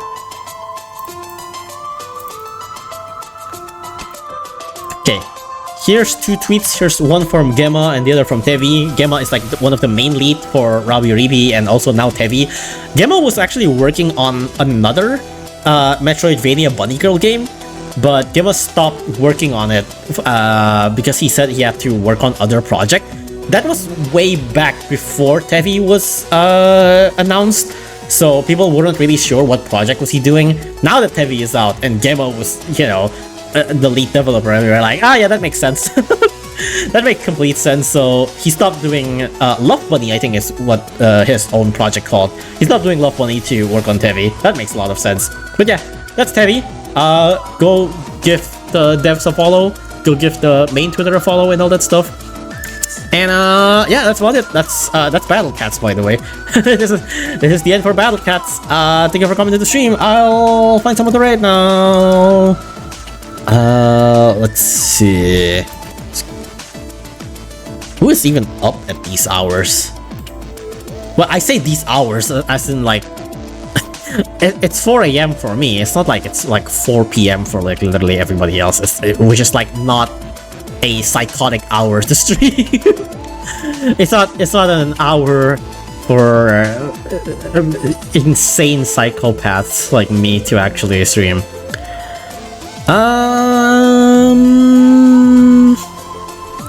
Let's see.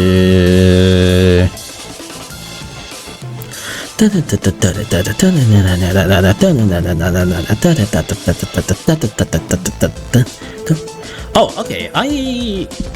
Have I rated this person before? It won't take that long. It didn't take that long. It's probably like 15 minutes, wasn't it? Probably. I guess this was the first stream I watched from start to end. It was a pretty good one. Thank you. I hope the next streams are also like that. Okay, I know who to rate. This person is doing art. Let's rate her. Does my rate message work? It doesn't! Ooh, okay. So, if you have my emote, just do, what's the, wait, what's my usual rate message again? Funny cat rate. Funny cat rate. If you have my emotes, if you're not sub, just use Jetpack as a substitution to do funny cat rate. And yeah, other than that, have a good one. That's about it. Thank you for coming to the stream. I hope your day is nice. I hope things are going well for you. And also, be nice to Yogurt. Don't be weird. This is an entirely different person's chat. This is not my chat, whatever, and all that stuff. Don't be weird. Treat this as a completely random stranger's chat and all that stuff. And yeah, bye-bye. See you later.